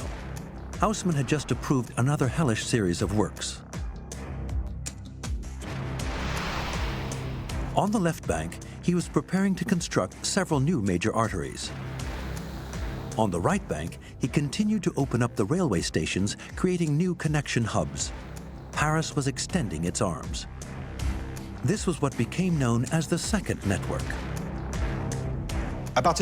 Once you've created this big cross in Paris by using secondary roads, you can serve either the very densely populated districts not connected to the heart of the city, or create new districts that will need links to the city centre.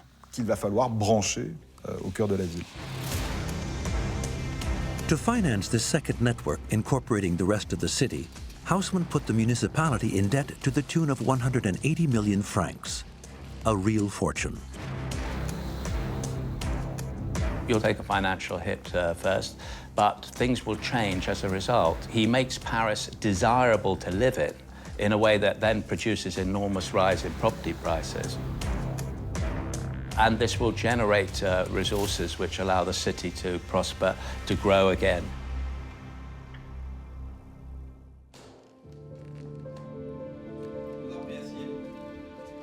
Napoleon III and Haussmann were planning a revolution. Their intention was to annex Paris from the territory separating the city from the fortifications that constituted its frontier. With the stroke of a pen, the area of the capital doubled in size, while its population increased from 1 to 1.7 million inhabitants. Work on the second network, which began in 1858, would transform the whole face of the capital.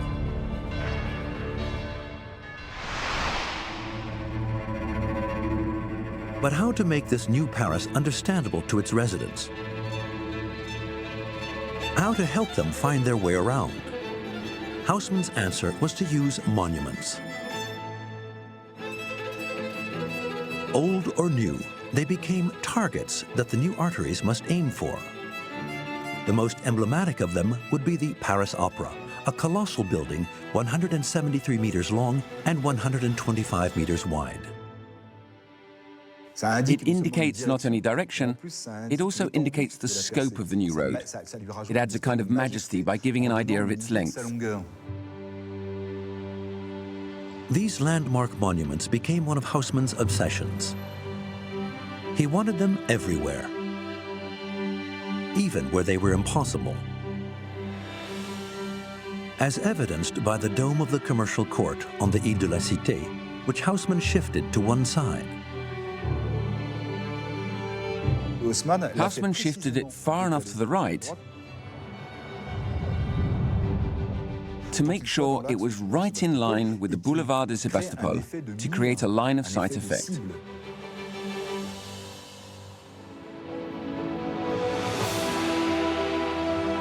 While occasionally excessive, the idea of filling Paris with monuments gave rise to some real feats of architecture, such as the Saint-Augustin Church, often ignored by Parisians. It is home to the largest dome in Paris, 26 meters in diameter and almost 80 meters high.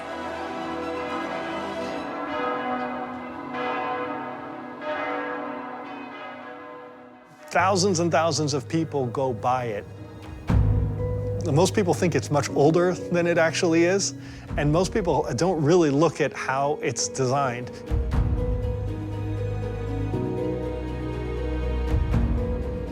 More than just a church, Saint-Augustin is an outstanding technical feat. Designed by architect Victor Baltard, it owes its existence to the extension of Boulevard Malesherbes. This is a road that Haussmann intended to divide into two branches to serve new districts. In doing so, the fork created a void.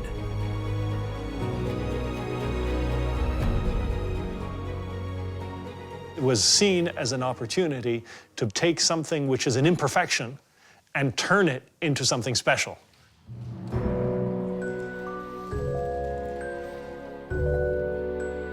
While the idea for a second branch turned out to be problematic and was eventually abandoned, Haussmann pressed ahead with the church, and construction began in 1860. Napoleon III even planned to make it his final resting place, a mausoleum honoring the glory of Bonaparte. It needed to be a monumental construction, visible from all over Paris, and be topped off with a dome. Any mausoleum worth its salt had to bear comparison with the Basilica of St. Peter's in Rome, the tomb of the apostles St. Peter and St. Paul, with its imposing dome that reaches out to pilgrims.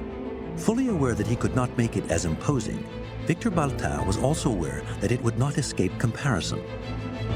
The main problem, and it was a big one, was the site at the corner of Boulevard Malesherbes, which was hardly the Vatican. Baltard saw that Haussmann had given him a narrow plot of land to build this monument on, one that was also a very strange shape, a kind of polygon, like a cork. On the map, it looks most peculiar. It is a horrible site. It's quite a small footprint stuck between roads that is highly constraining for the architect, whereas simultaneously he had instructions to make something as grand and as visible as possible. How to make this monument visible? How to erect an imposing dome on a narrow strip of land without the aid of buttresses to stabilize the structure? Baltard met the challenge with a unique piece of architecture. At the heart of his design was a gigantic metal hall. At the top, tension-resisting steel arches spread the entire weight of the structure across columns made from cast iron, an alloy that is particularly resistant to the forces of compression.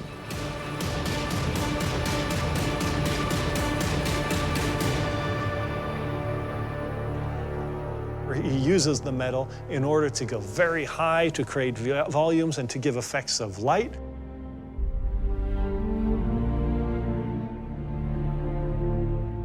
So to create a remarkable space.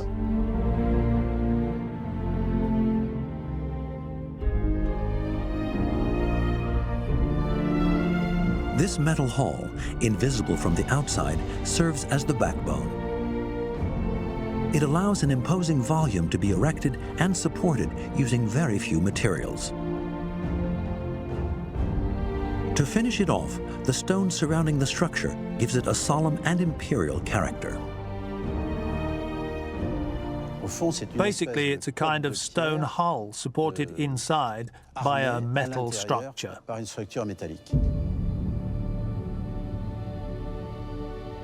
The stone architecture is supported by the cast iron, and without it, the church would collapse. It is a work of genius, because it is a hybrid that harnesses all the modern techniques of the day.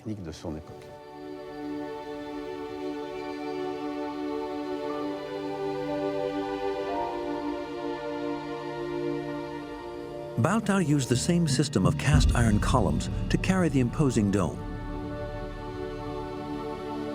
In order to make it as lightweight as possible without forfeiting strength, the structure was constructed entirely of metal.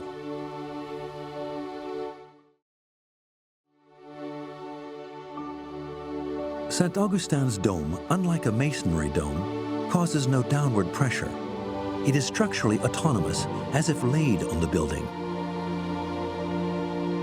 Opened in 1860, the Church of St. Augustin was completed after the fall of the Empire in 1870. With its dome measuring 26 meters in diameter, St. Augustin dominates the Paris skyline. While at street level, the church acts as a landmark.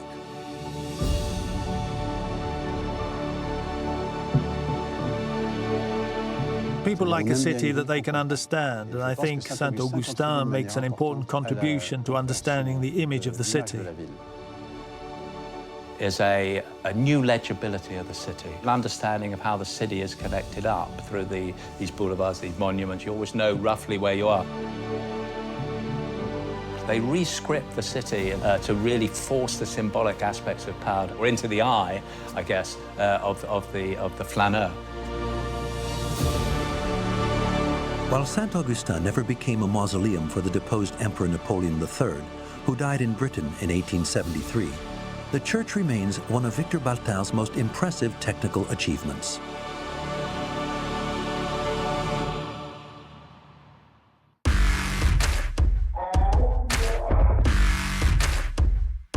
One of these landmark target monuments would come to be regarded as the most impressive achievement of the Second Network, the Place de l'Étoile, site of the Arc de Triomphe.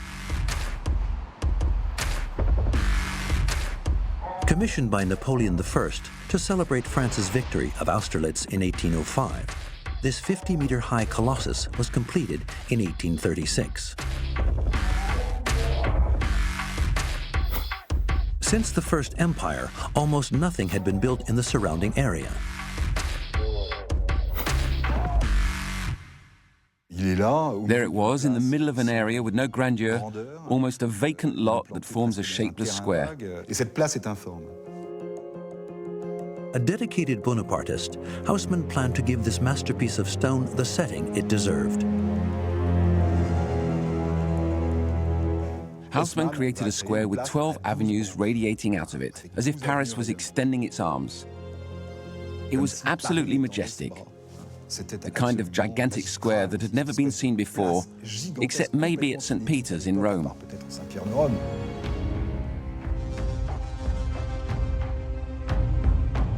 A target monument serving 12 avenues, the Place de l'Étoile became the hub around which the smart districts of Western Paris were structured. In addition to these 12 avenues, the monument would be set off by 12 buildings, each only 3 stories high. Designed by architect Jacques Itoff, they stand a little further back to better show off the Arc de Triomphe. On the ground, Haussmann planted trees to give some volume to the vast square.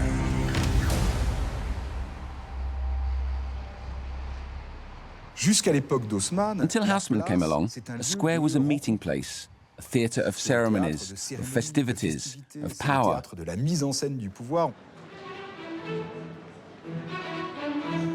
Haussmann squares had none of that. They were crossroads, hubs of communication. People circulated, but they passed through. There was nothing to see.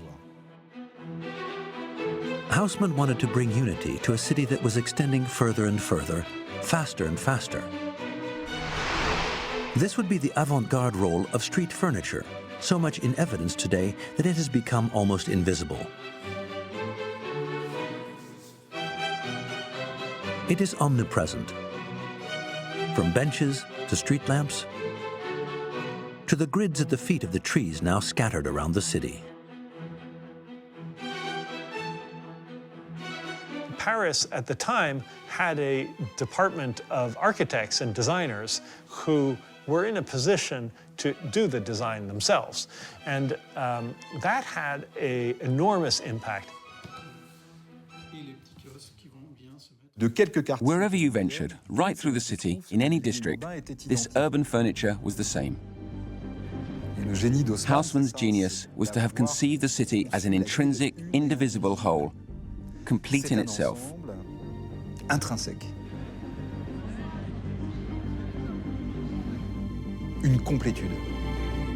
But before completing the second network and turning definitively to the new Paris, Haussmann still had one last score to settle with the old city. Between the Ile de la Cité, the traditional center of the capital, and its prefect, it was almost a personal matter. It harked back to his student years, when he walked through it daily on his way to law school. Having left the Chaussée d'Antin quarter this morning, I was walking alongside the old courtrooms with, on my left, the despicable heap which not long ago brought dishonor on the cité, a haven for thieves and murderers who seem to flout the attentions of the police and the criminal courts. During the 1860s, Haussmann razed to the ground almost the entire island, preserving only its monuments. He made it the city's administrative center, with police headquarters, a commercial court, and some spanking new law courts.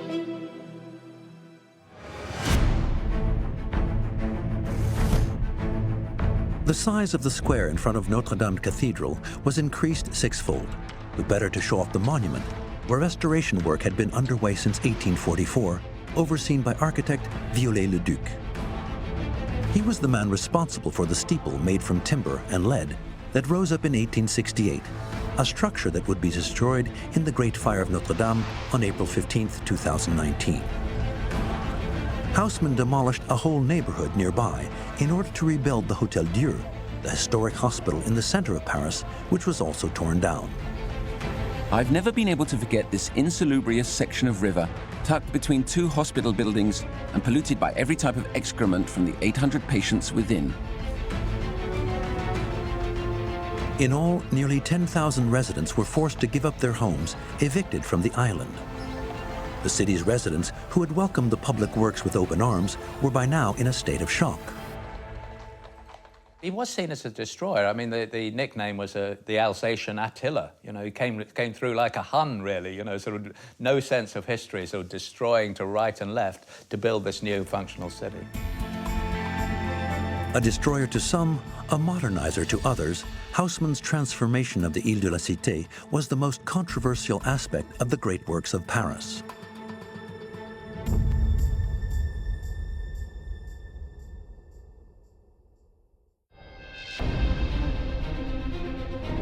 And while he built a city of light, the work on the second network also had a dark side.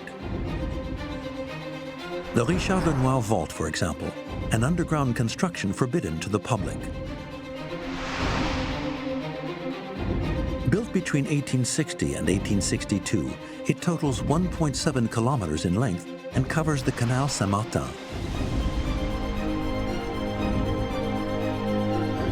It owes its existence to the construction of Boulevard Voltaire, which connects the Place de la République to the Square Nation, across the Canal Saint-Martin. The canal proved problematic for Prefect Haussmann, who was anxious to control the working-class districts to the east of the city. The Canal Saint-Martin cuts right through Paris, and it's very difficult to move troops across it. You'd have to basically cross bridges, and if you're crossing bridges, then bridges can be either set fire to or barricaded or whatever.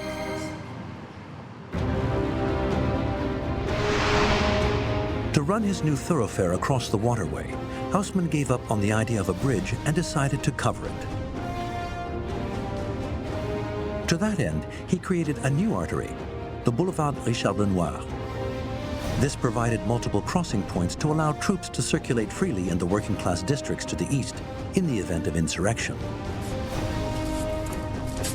To that end, workers lowered the level of the canal by 5 meters before covering it with a gigantic millstone vault along a 1.7-kilometer stretch.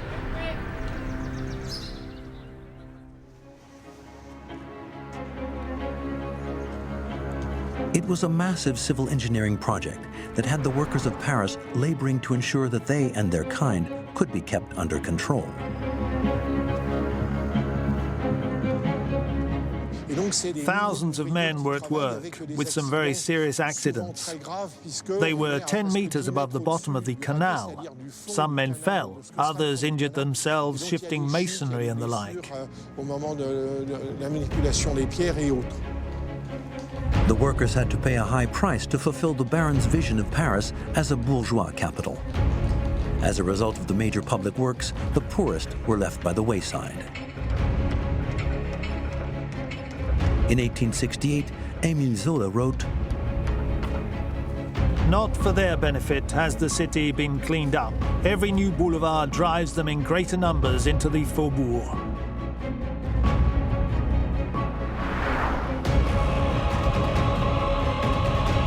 Haussmann accepted this reality in a letter to the emperor. There is no need for Paris to contain factories and workshops. Hence, the great works must not only be continued, they must be hastened to defend Paris against the growing invasion of workers from the provinces. The other idea is cram the bourgeoisie in. So essentially give them a style of life, a home and a style of life in which they'll feel comfortable. The creation of the second network was a triumph for the Haussmannian buildings springing up all over Paris, especially in the smart districts to the west. But not all residents were in the same boat. While the bourgeoisie occupied the main floors, the servants were crammed in under the eaves in attic garrets. A symbol of this acute inequality was the fact that the buildings had two staircases, a main one for the bourgeois occupants, and the back stairs for use by the servants. Domesticity was kept out of sight for the main residents, meaning all the amenities were shunted out to the rear, as well as the comings and goings of servants, who had to use a hidden staircase to access their rooms. This is the paradox of the 19th century. It's an era devoted entirely to progress, but not for all. It was the price to be paid for making the new Paris one of the most beautiful cities in the world. Once the 26 kilometers of works on the second network were concluded in the late 1860s, Haussmann was unstoppable. To complete his new city, he planned to create a third network of arteries, which would not be finished until 1926.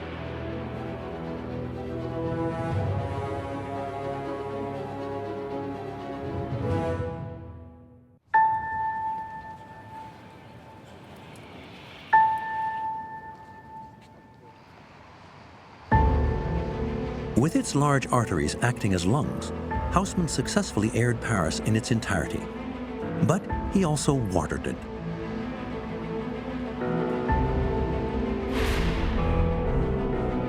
The Yonne region, 150 kilometers from Paris, is home to a little-known component of Haussmann's great works.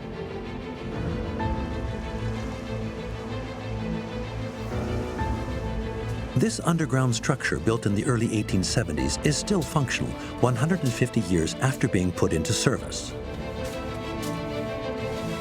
Paris was, at last, going to have a supply of clean water.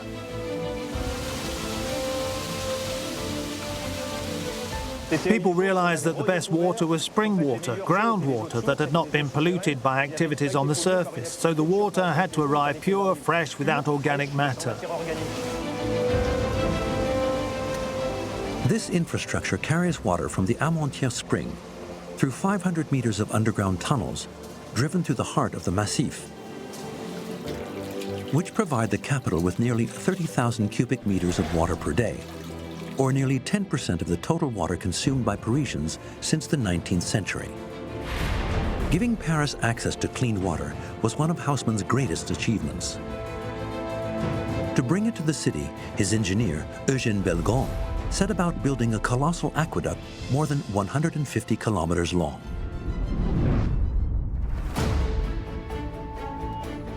It boasted lifting devices, bridges, and siphons to carry it across valleys. The engineers on the ground produced gradients and created watercourses with the help of an incredible mass of humanity, digging, building and erecting scaffolding.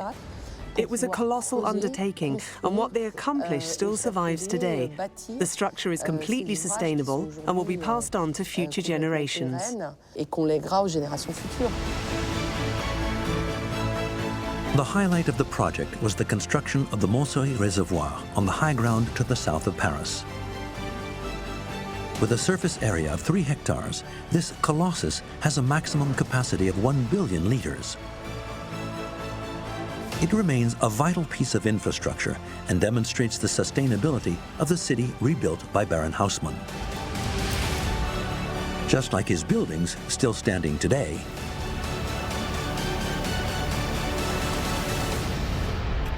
or the 380 kilometers of sewers that helped clean up the city. Resourceful and visionary, the Baron was both a destroyer and the man who gave the capital its distinctive identity. Regardless of the dark side, in the eyes of the world, Haussmann turned Paris into the city of light.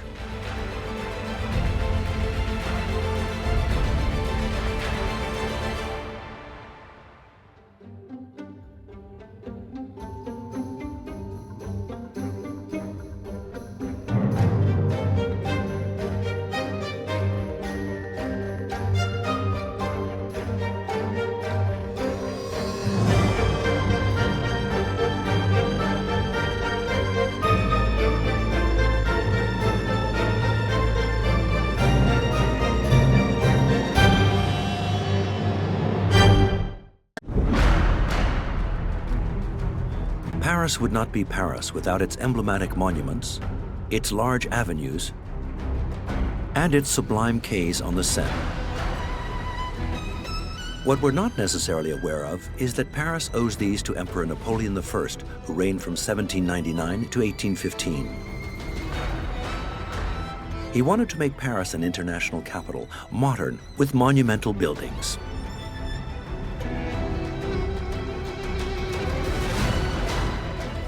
If it weren't for him, there'd be no Arc de Triomphe, a giant 164 feet tall building with colossal foundations. It took 30 years to build. Now, the Arc de Triomphe, when it's completed, will be shock and awe for anyone who comes to Paris.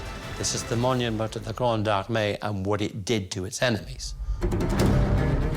The emperor created the Madeleine, a 355 feet long temple of antique architecture, whose area equals that of Paris Notre Dame and hides an exceptional device. Without this metal frame, without this system of armored stone, the whole colonnade would collapse in the street. Testimony to the civil engineering of Bonaparte, the first big Parisian main street half a mile long was created from scratch, Rue de Rivoli. What really distinguishes Rue de Rivoli is its width, its height, and its rectilinear layout. The magnificence of this monumental street brings air and life to Paris. Under his reign, Paris will become a capital worthy of antique Rome, as shown by the 145 feet Vendôme column. What's needed are monuments that proclaim the power of his regime and army. Bonaparte was also a pioneer in sourcing drinking water in Paris, thanks to the Ourcq Canal, which is more than 62 miles long. You are going to come into this city and you are going to see brand spanking modernity that you don't have. You're also going to see power, and it emanates from me. Unique architecture, the latest technology, whilst in the background deadly wars are being fought. This is the story of Napoleon I's Paris.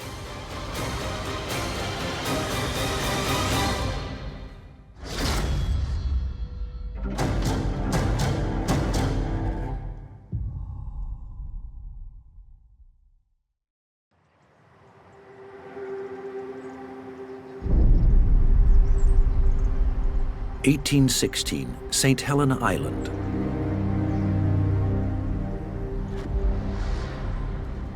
Exiled in the middle of the Atlantic, Napoleon I has laid down his arms.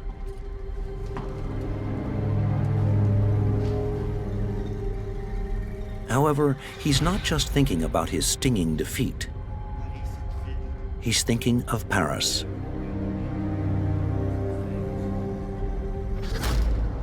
It's my constant dream to make it the true capital of Europe.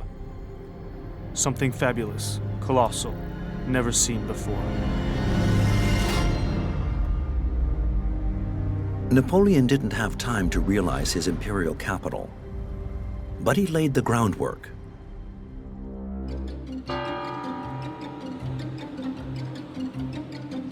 The history of the emperor and Paris begins in a city of which very few traces remain. A medieval city with narrow, dark streets. A real shambles. You have to imagine Paris at the end of the 18th century as a Paris which is pitch black at night, a Paris which is still dangerous.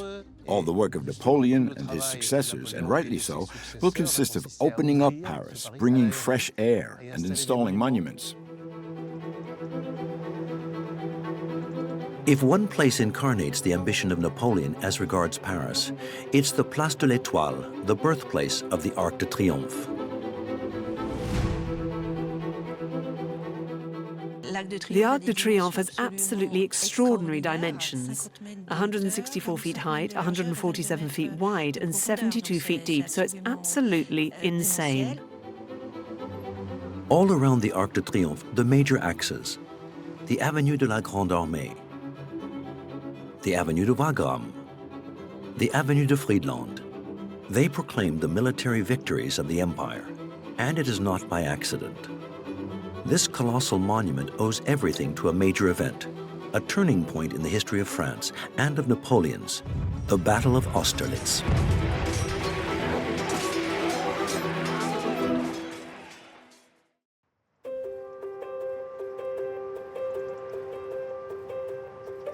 In 1805, France is a country at odds with Europe. It is ruled by a military man who has fought nearly 10 years for the French Revolution. He had several victories before becoming first consul in 1799, then emperor in 1804.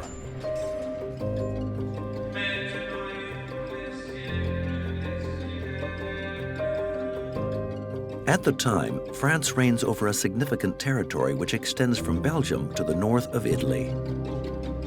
To strengthen his power in Europe, Napoleon prepares to invade Great Britain.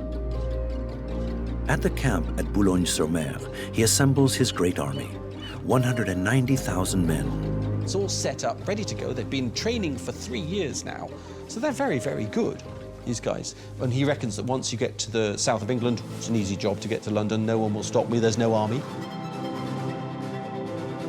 Aware of the danger, the British form an alliance with Russia and Austria to defeat the Great Army.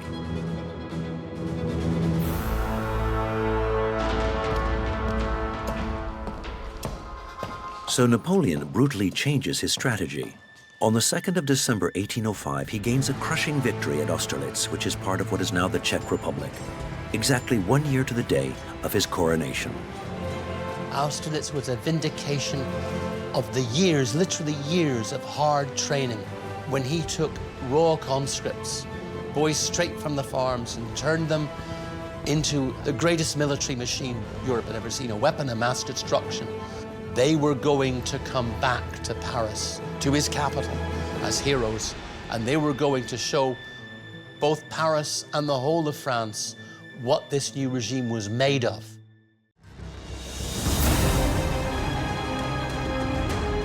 To celebrate this victory, which alone symbolizes the power of his empire, the emperor decrees in the month of February 1806 the construction of 2 arcs de triomphe, or triumphal arches, one of which will be on l'Étoile.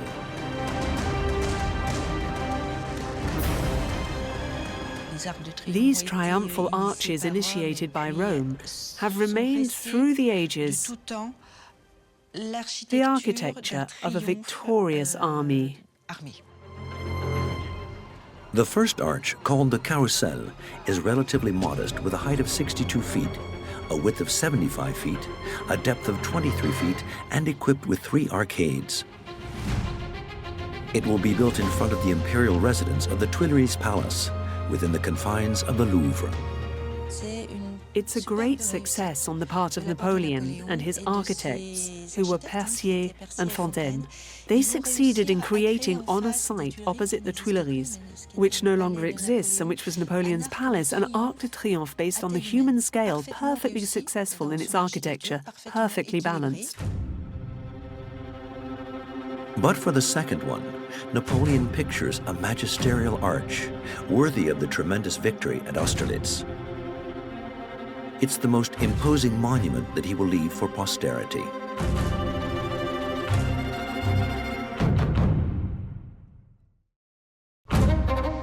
A reminder for centuries to come of the feat of arms of his great army.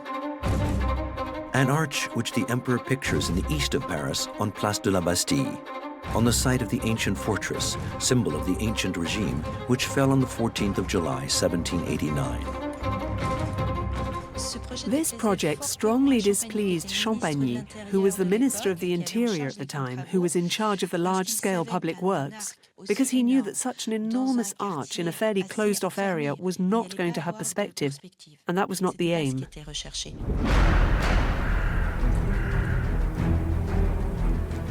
Before deciding where to place the monumental arch, a commission is gathered. On the suggestion of the future architect of the monument, Jean-François Chalgrin, the commission will recommend to Napoleon to build the arch not in the east of the capital, but to the west entrance of the city, still hardly built up, at the top of a hill, Place de l'Étoile. Napoleon comes to realize that not only is he going to get Paris to see the instrument of valorization of his conquests, but he's also going to showcase it outside Paris, so basically to the rest of the world. By building it there, Napoleon is completing that, what you might call, line that was traced by a hand of genius under Louis XIV, that runs from the Louvre, Tuileries, through the gardens, up the Champs-Élysées to the top of the hill.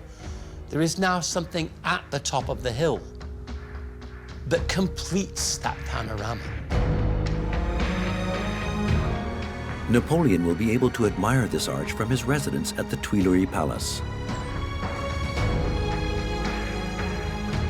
In order for it to be seen, it must, therefore, have colossal dimensions. Whereas the biggest Arc de Triomphe of ancient Rome is 82 feet high, the Arc de Triomphe de l'Étoile will be twice as big and will reach a height of 164 feet. At that time, to construct a building out of scale is perfectly consistent and appropriate with the political discourse that Napoleon wants to keep, which is to assert his power on the whole world. Now, the Arc de Triomphe, when it's completed, will be shock and awe for anyone who comes to Paris, particularly a foreigner. This is what I did. Don't you dare try anything again.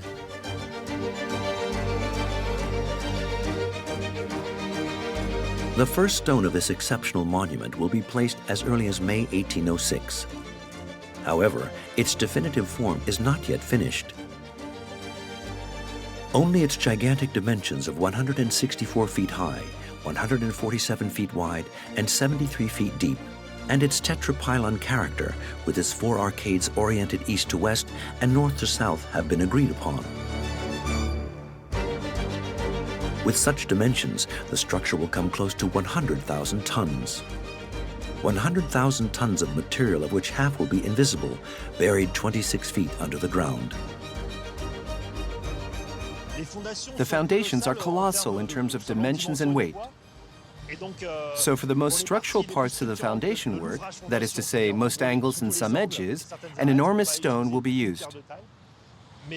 However, filling the entire foundation is sometimes done with more heterogeneous materials, whose role is primarily to add some weight, to properly secure the foundations to the ground. The construction of this exceptional monument will be entrusted to one of the best architects in Paris, the architect who had the idea of locating the arch at the top of the Champs-Élysées, Jean-François Chalgrin. In order to increase the shock effect and admiration caused by the monument, he will give it simple forms with clear lines to portray its volume as comprehensible as possible. It's got to be simple. There's no need to be ornate. That smacks of the past. A simple, straight, direct statement. That was the Roman way, that was the Greek way. There's no need for fancy decor as regards this big space. Its size says it all. But very quickly, the size of the Arc de Triomphe poses a problem for the architect. The colossal archway will reach 82 feet high and must support the weight of the structure. A problem emerges. It will exert strong pressure towards the ground. So how to contain it? The architect has a bright idea. Its feet will be massive.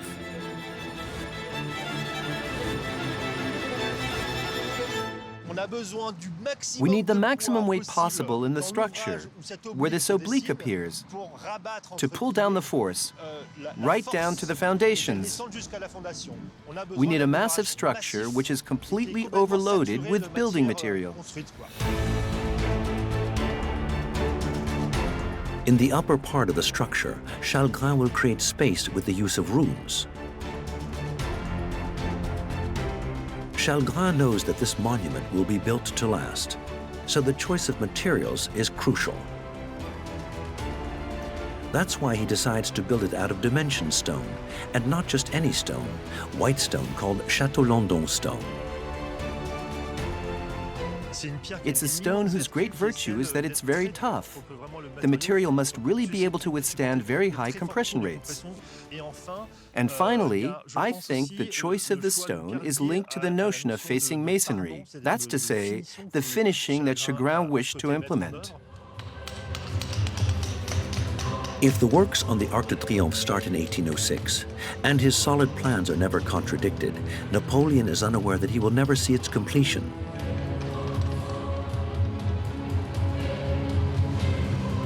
Due to political reasons, this work, which will go through thousands of workers, will last 30 years. Intoxicated by the Austerlitz victory, the emperor orders another monument in parallel to the construction of the Arc. A huge column which dominates the heart of the capital from the center of Place Vendôme.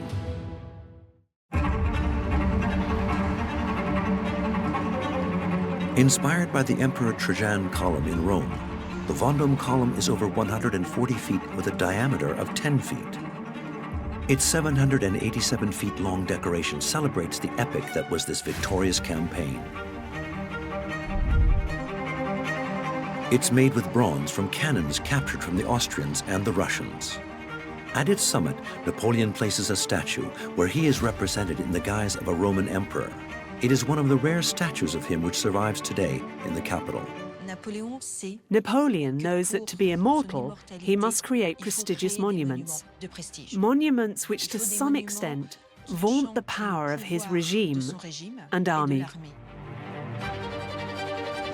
To build this monument, erected on the location of an old statue of King Louis XIV and destroyed during the Revolution, the workers start by checking the foundations.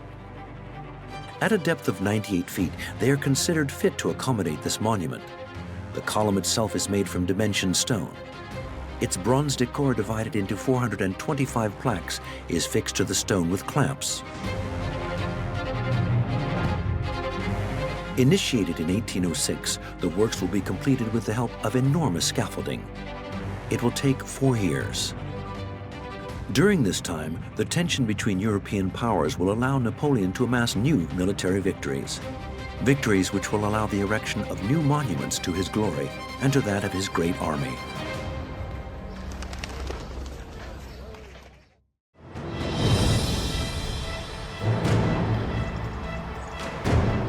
During the year of 1806, Prussia declares war on Napoleon. A flash campaign follows, during which the emperor crushes the Prussian army, the most reputed in Europe, in Jena on the 14th of October. Less than a year after Austerlitz, who would have believed such a victory? It was something quite incredible, and it was necessary to mark that in the urban Parisian landscape by something which made a link between this worship of antiquity, this worship of the Roman army, with a modern worship for a modern army, which was the Great Army.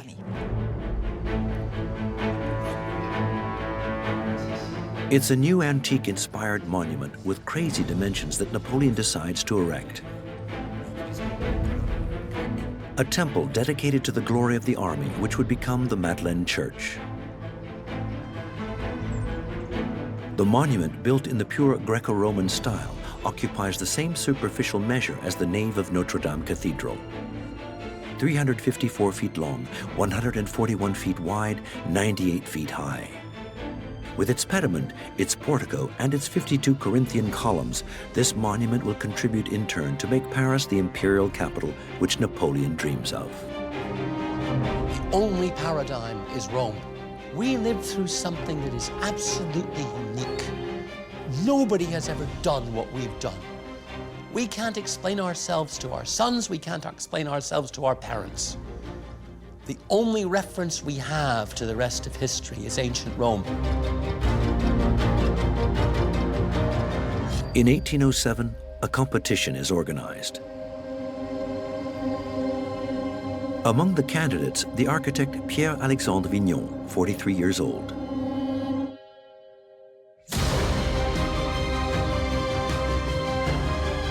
The Temple of Glory could be the chance of a lifetime.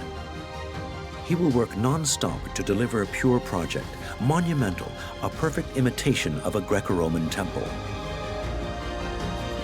Although Pierre-Alexandre Vignon only wins second place in the competition, it is, however, his project that the emperor will set his sights on.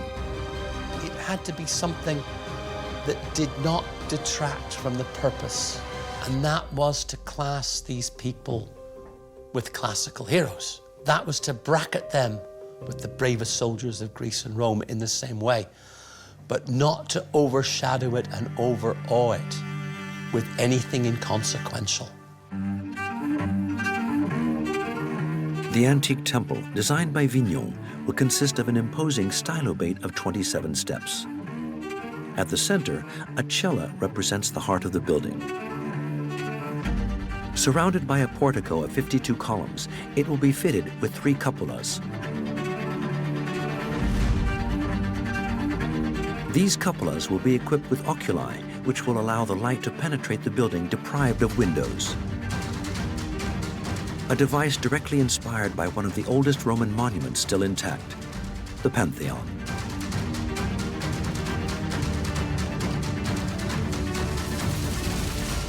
In the Madeleine, the only way to illuminate is effectively by zenithal lighting. The technique of the time permits this, as there's iron, there's glass, all these new products which effectively permit illumination by zenithal very easily.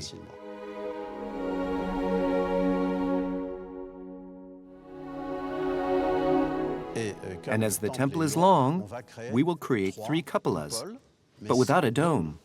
But the 3 cupolas, turned towards the sky, are ultimately 3 times that of the Pantheon. This zenithal lighting, thanks to the 3 cupolas, allow to better understand the function that Napoleon wanted to give to this monumental building. More than just a temple dedicated to the glory of the army, the future Madeleine Church would have been, above all, a mausoleum to the glory of the soldiers of the empire fallen on the field of honor. The French army, the French soldiers, my men, have given their lives. These men have died and given their blood to protect it. It's not so much about my glory. It's about our sacrifice. Something permanent has to be done for these guys.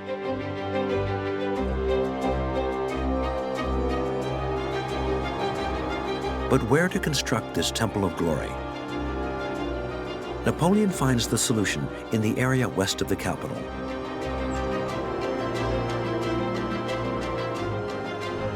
It's here that since the middle of the 18th century, a new monumental church is supposed to be built.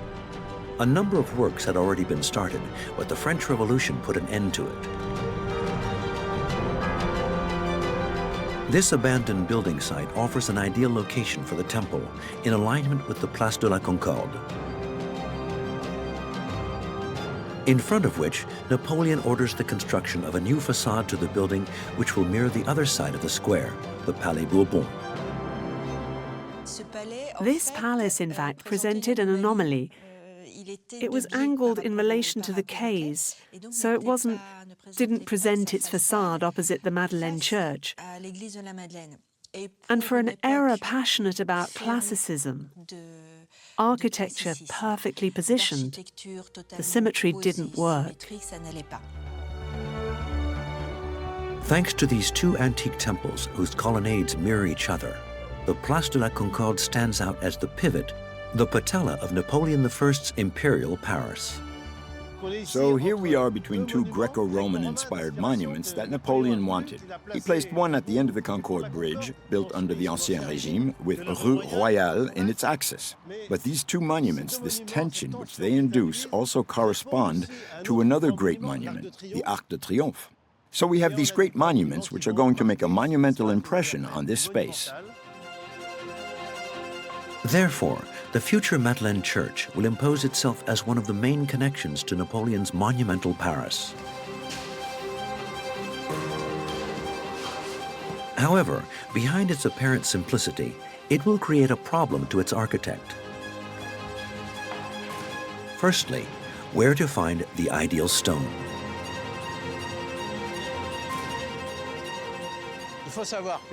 It's imperative to know that an antique temple is made of elements of great importance.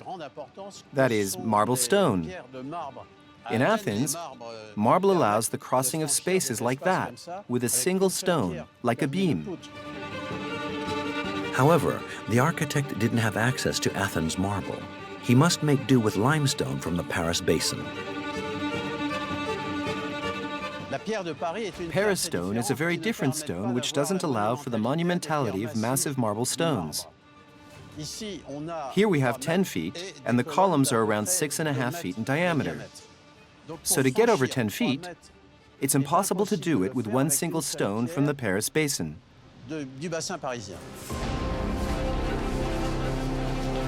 Consequently, how to hold up the edifice?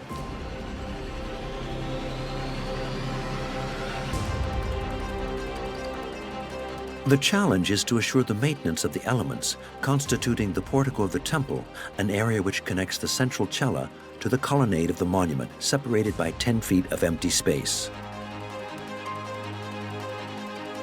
Vignon finds the solution in the attic of the edifice, a vaulted and empty space just above the portico. It's this space that the architect will equip with a metal frame of surprising modernity. This process is already known, but Vignon will perfect and develop it here on a colossal scale on this magnificent building. So under my feet, if we had a scanner, we would see the presence of iron.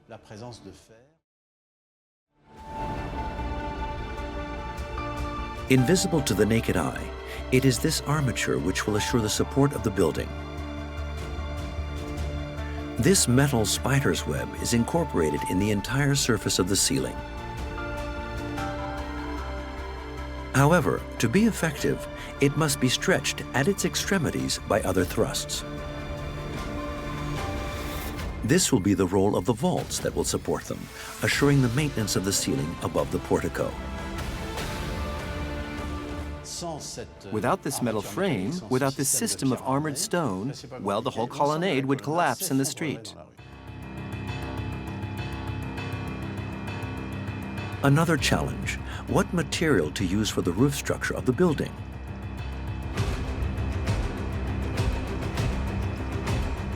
In the previous century, it's wood that would naturally have been chosen.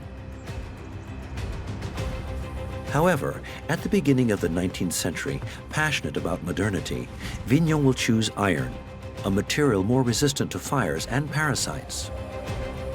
Thanks to the progress of the iron and steel industry, these elements developed in a foundry were then assembled on site. The system is perfectly balanced. It's a draft blueprint placed on the structure in stone that itself has its thrusts, also managed by the hidden iron. It's a very political program, inhabited by modernity and the leap forward that Napoleon wants to propel on the French society in all domains, including the domain of arts and science, since that's also his signature. The building work starts in 1808 and is finished in 1842. What Napoleon does not know is that some years later the monument will change function. Following the disastrous campaign in Russia in 1812, the Temple of Glory will finally become the Madeleine Church on his impulsion.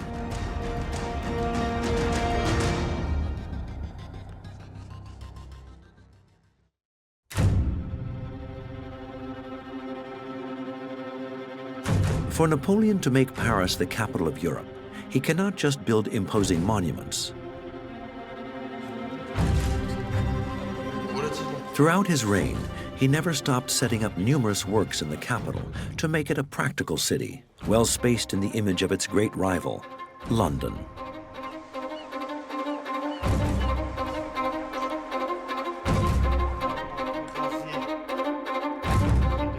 He built a number of infrastructures, markets, cemeteries like Père Lachaise, and even slaughterhouses. It is also Napoleon who will build the quays along the Seine, riverbanks that until then had offered a site worthy of the Middle Ages. It's really about modernizing the city, to make the city flow with movement, both on the river, but also by creating one of the largest streets. And finally, it's an entire system with the creation of markets, the enlarging of the streets, etc. It's a system of global modernization. And that starts as soon as he rises to power, before he becomes emperor.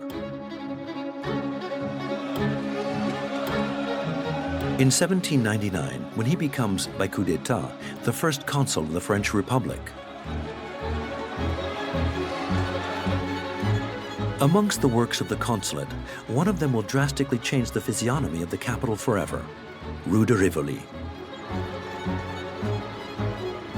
It stretches half a mile from the Louvre until the Place de la Concorde.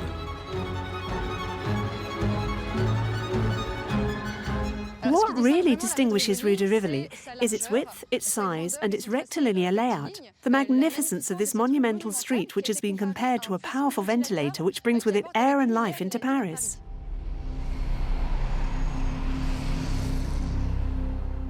It's a very revolutionary street for the time, with its arcades to protect the pedestrian, its shops inspired a bit by the Italians. Remember that Bonaparte did a campaign in Italy before becoming Napoleon.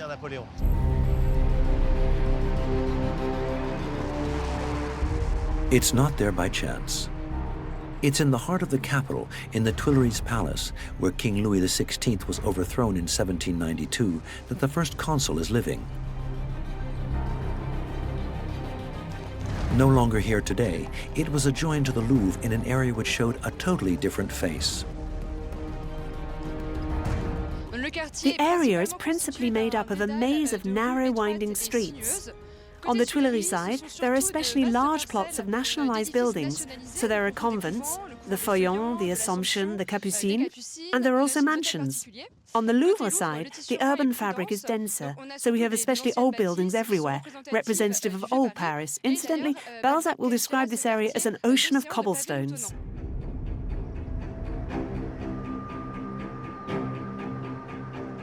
This area especially witnessed a bloody event which marked Bonaparte, then a general of the revolution.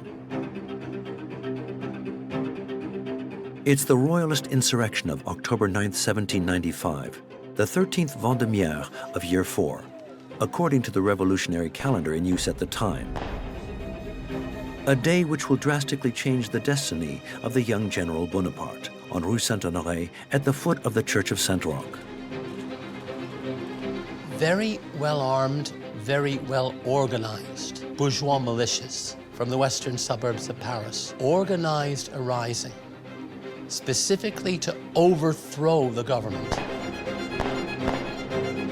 That is the moment when he is summoned from obscurity to put them down.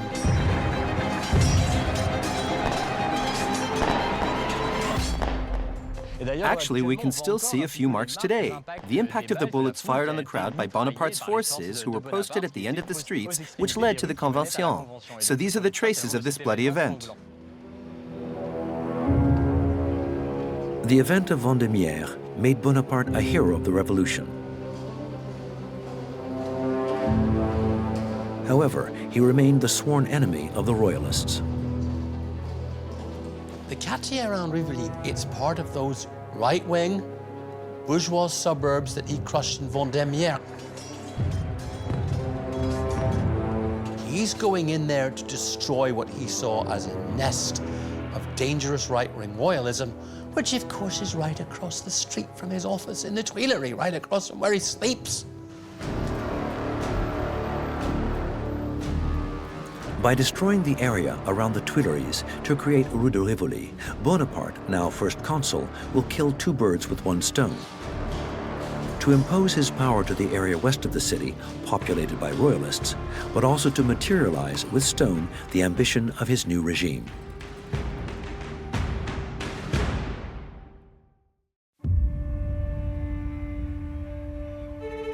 Napoleon will entrust these works to Charles Percier and Pierre Fontaine, two men who will impose themselves as official architects of the regime. So Percier and Fontaine are an absolutely fabulous architectural duo. They will work together all their lives. They'd gone to Italy together to finish their studies. Napoleon will get to know them, and it will be a kind of intellectual and artistic thunderbolt. It will fall to Percier and Fontaine to outline the future Rue de Rivoli.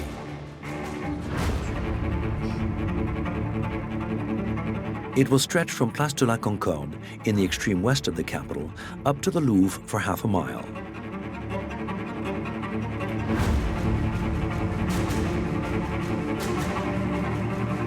In order to serve this new axis, several main streets will be opened, such as Rue de Castiglione and Rue des Pyramides, two Napoleonic victories in Italy and Egypt.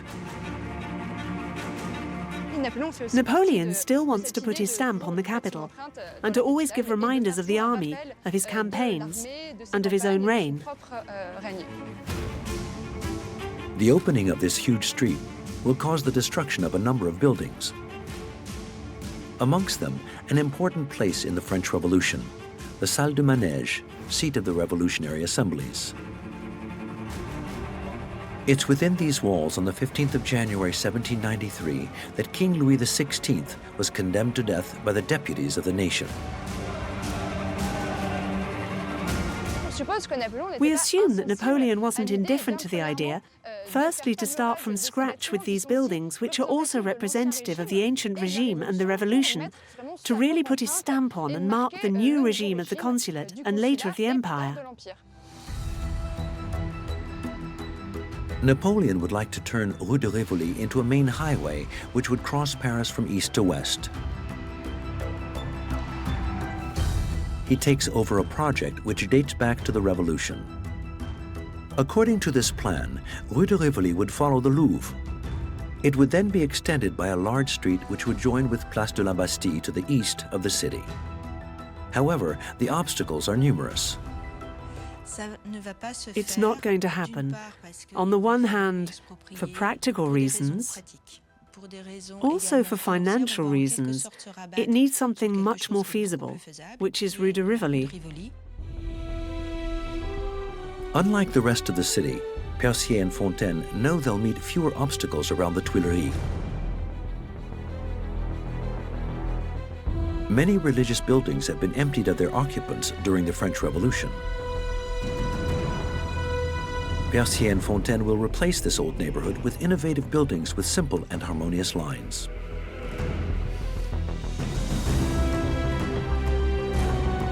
Facing the 65 feet wide street are buildings up to 98 feet tall, which must meet the same standard.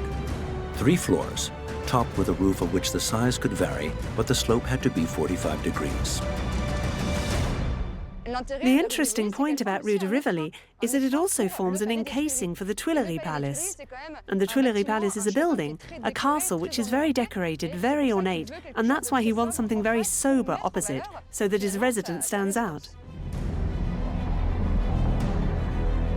But if Rue de Rivoli will become an emblem, it's also thanks to its numerous arcades opening onto the pavement. There are porticos intended to offer a covered passage to the strollers and which embody the personal stamp of Napoleon Bonaparte on this major thoroughfare. You can see there his Italian background because Corsicans from the cities, from the towns like Basilicas, they were Italians by culture. His father was educated in Pisa and at Rome, and that comes over to him. And it's his own style. It's that blend of French classicism and traditional Italian urbanism that is Napoleon. The result is a unique street in the history of Paris so far. Harmonious and orderly, it will be the facade of the new regime, efficient, modern, like the great antique models which fascinate Napoleon Bonaparte and all his generation. That is the style of the educated, enlightened 18th century. They were about something new, and that newness was neoclassicism. If you look back to ancient Rome and to Greece. You do not look back to anything between yourselves and that. Napoleon has not yet become emperor when the works on this monumental street start in 1804. Once the street is opened, Bonaparte orders the building of sewers, the symbol of hygiene and modernity. At the same time, the first gantries are raised by the government before private investors take over to finish the buildings. More than just a simple street, it's a wealthy and commercial neighborhood that Napoleon Bonaparte wants to raise. A project completed during the 1820s. Vast and airy, Haussmannian before its time, Rue de Rivoli is also a testimony to the will of Napoleon to improve the quality of life for Parisians. Parisians that the first consul loves as much as he fears.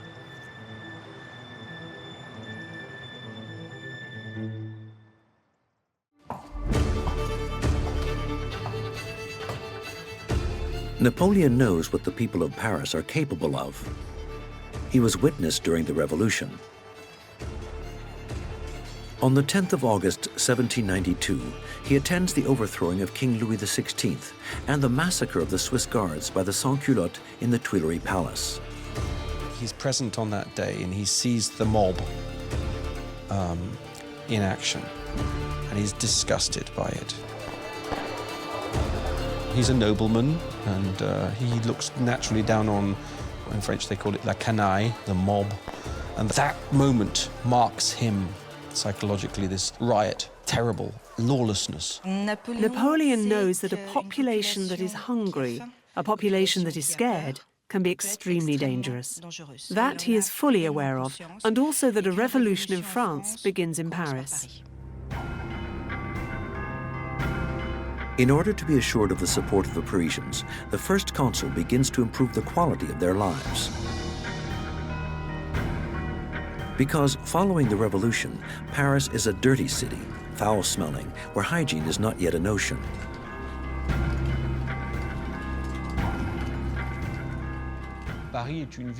Paris is a city which is really lacking in drinking water. So people drink water from the Seine, which vaccinates you quite naturally if you survive it, but which is, let's say, extremely polluted. At the same time, London is supplied with water which was of a much higher quality than Paris. So there was a political stake vis-à-vis the big capitals of the world, and Paris couldn't fall short.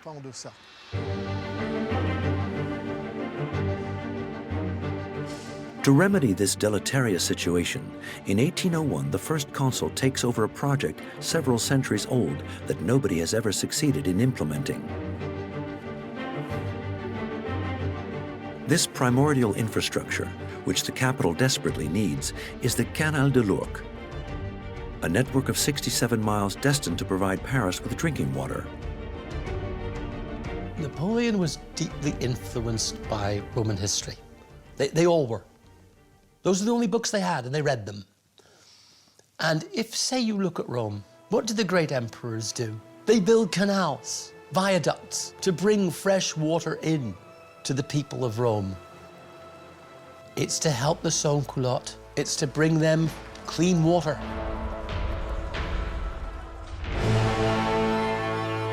This canal, wanted by Bonaparte, will divert the water from the river Ourcq, situated almost 62 miles northeast of Paris, before retrieving the water from several other streams, like that of the Beuvron and the Thérouanne. These waters will lead to the northeast of the city to a gigantic basin at La Villette, from where the capital will be watered.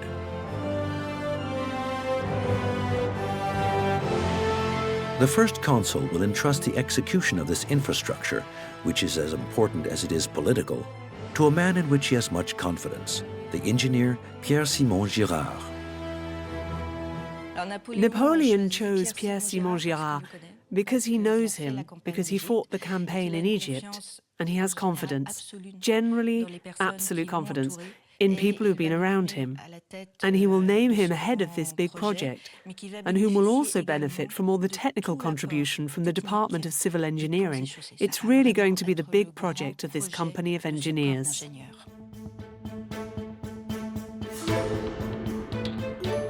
It's Pierre-Simon Girard who has the task of determining the course, the length, and who will manage the excavation. He will be reporting directly to the first consul, who is very interested in this project. Napoleon will have a big dilemma. Will he build an aqueduct to transport the water solely for consumption, or will it be a canal? The canal has a double function, supplying Paris with drinking water, but also allowing for navigation. Spurred on by the first consul and against the wishes of numerous members of the commission leading the study, the project will change in nature. More than just an aqueduct intended for bringing drinking water to the people of Paris, the Ourcq will need to prevail as a central element in the development of the economy of the city, an infrastructure which must bring quality spring water but also prosperity to the Parisians. With this canal, Napoleon can think about commercial development for the city. He fully understood that Paris and France were behind yet again on the big enemy, which was London. What you need to be aware of is that the English Industrial Revolution, as it starts in the last decades of the 18th century, is not a revolution in which the principal means of transport is the railways, but is in fact the canal. So they thought, what about using Canal de l'Ourcq to also bring provisions to Paris? So they're trying to kill two birds with one stone. In the month of May 1802, Napoleon Bonaparte signs the decree which will formalize the excavation of the Canal de l'Ourcq.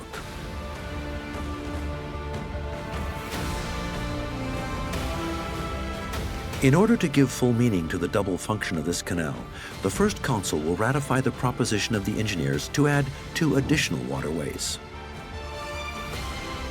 South of the basin of La Villette, Canal Saint-Martin will cross the city and will be the junction with the Seine upstream from Paris. To the west, this role will be assigned to the Canal Saint-Denis, who in its turn will join the river, this time downstream of the capital. In this way, the boats will be able to cross Paris without having to follow the Seine. At those times, crossing Paris is dangerous. There are no locks, so it's a river. There are periods of low water and high water, and by going through Canal Saint-Martin, the basin of La Villette and Canal Saint-Denis, you can avoid all the twists and turns of the Seine. In order to establish a network designed to allow navigation while supplying Paris with drinking water, the engineer Pierre-Simon Girard has to respect one imperative: to prevent the water from stagnating and thus losing its qualities. If you transport drinking water, you need the minimum amount of obstacles. That's why over 67 miles, there are only 10 locks. That's the minimum number of obstacles which could have hindered the flow of water. But Pierre-Simon Girard has another crucial problem to solve. With only 30 feet height difference, the equivalent of a 3-story building, between the highest point and the lowest point of the canal, its layout will have to be extremely precise. It's always challenging to make a canal go up and down. If you go up, you need to find more water, etc. So in fact, the easiest way is to use the canals parallel to the rivers. It's the easiest because if you need it, there's a natural current. Pierre-Simon Girard designs for his canal a course which follows the natural riverbeds, like the Ourcq or the Marne. The Canal de l'Ourcq will, therefore, be very long. It will total 67 miles between the intake of water at the River Ourcq and its arrival in Paris. Under the leadership of the first consul, Napoleon Bonaparte, and the engineer Pierre-Simon Girard, the excavation work and the earthwork start as early as 1802. The laborers begin their work not from upstream to downstream, but from downstream to upstream in order to evacuate the water from the rivers stopped by the digging of the canal. The Beuvron and the Terouanne are going to flow into the Canal de l'Ourcq. So this water, when it arrives, must be evacuated. So it will be evacuated by the Canal Saint-Denis. A canal is a big trench, slightly complicated because straight away you have locks which must be made with masonry. It's also complicated because you need to put clay in the bottom not to lose water, and at the time there wasn't concrete or material like that. So to make it watertight, rural techniques were still being used. Started in 1802, when Bonaparte is first consul, the Canal de l'Ourcq project will continue until 1822.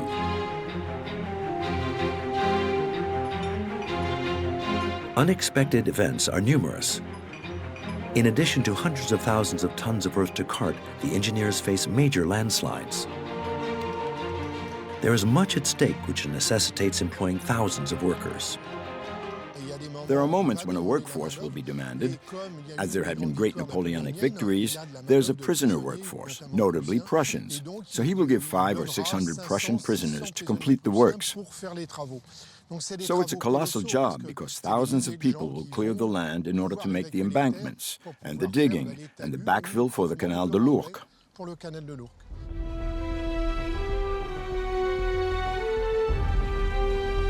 In the background of this huge project, Pierre-Simon Girard and his team of engineers and workers are carrying out work of great precision. They need to keep the trench at a constant slope of an average of 3.5 inches per 0.6 miles over a length of 67 miles. An exploit they achieve with the aid of the master tool of topographical science, the level.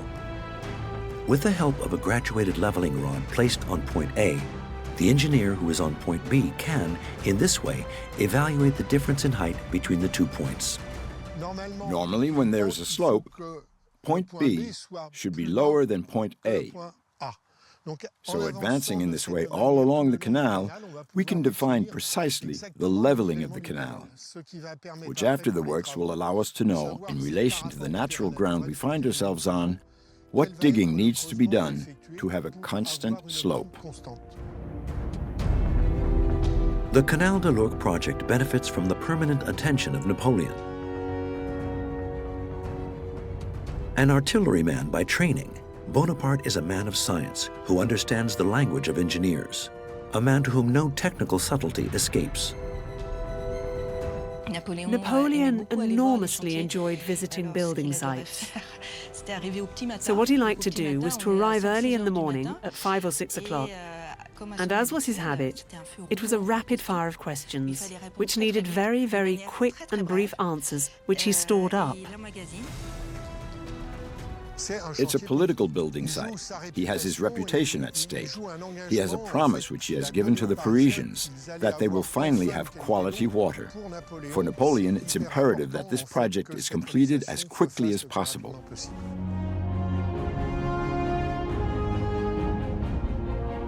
The first water of the Canal de Lourdes arrives in the basin of La Villette in 1808. However, the network is still not finished.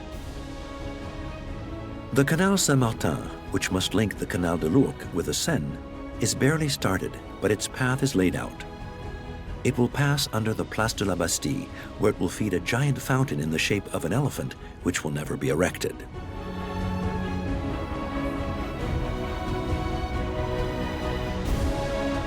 It's there that in 1810, Napoleon will build a huge vault, one of the last projects of the emperor in the capital.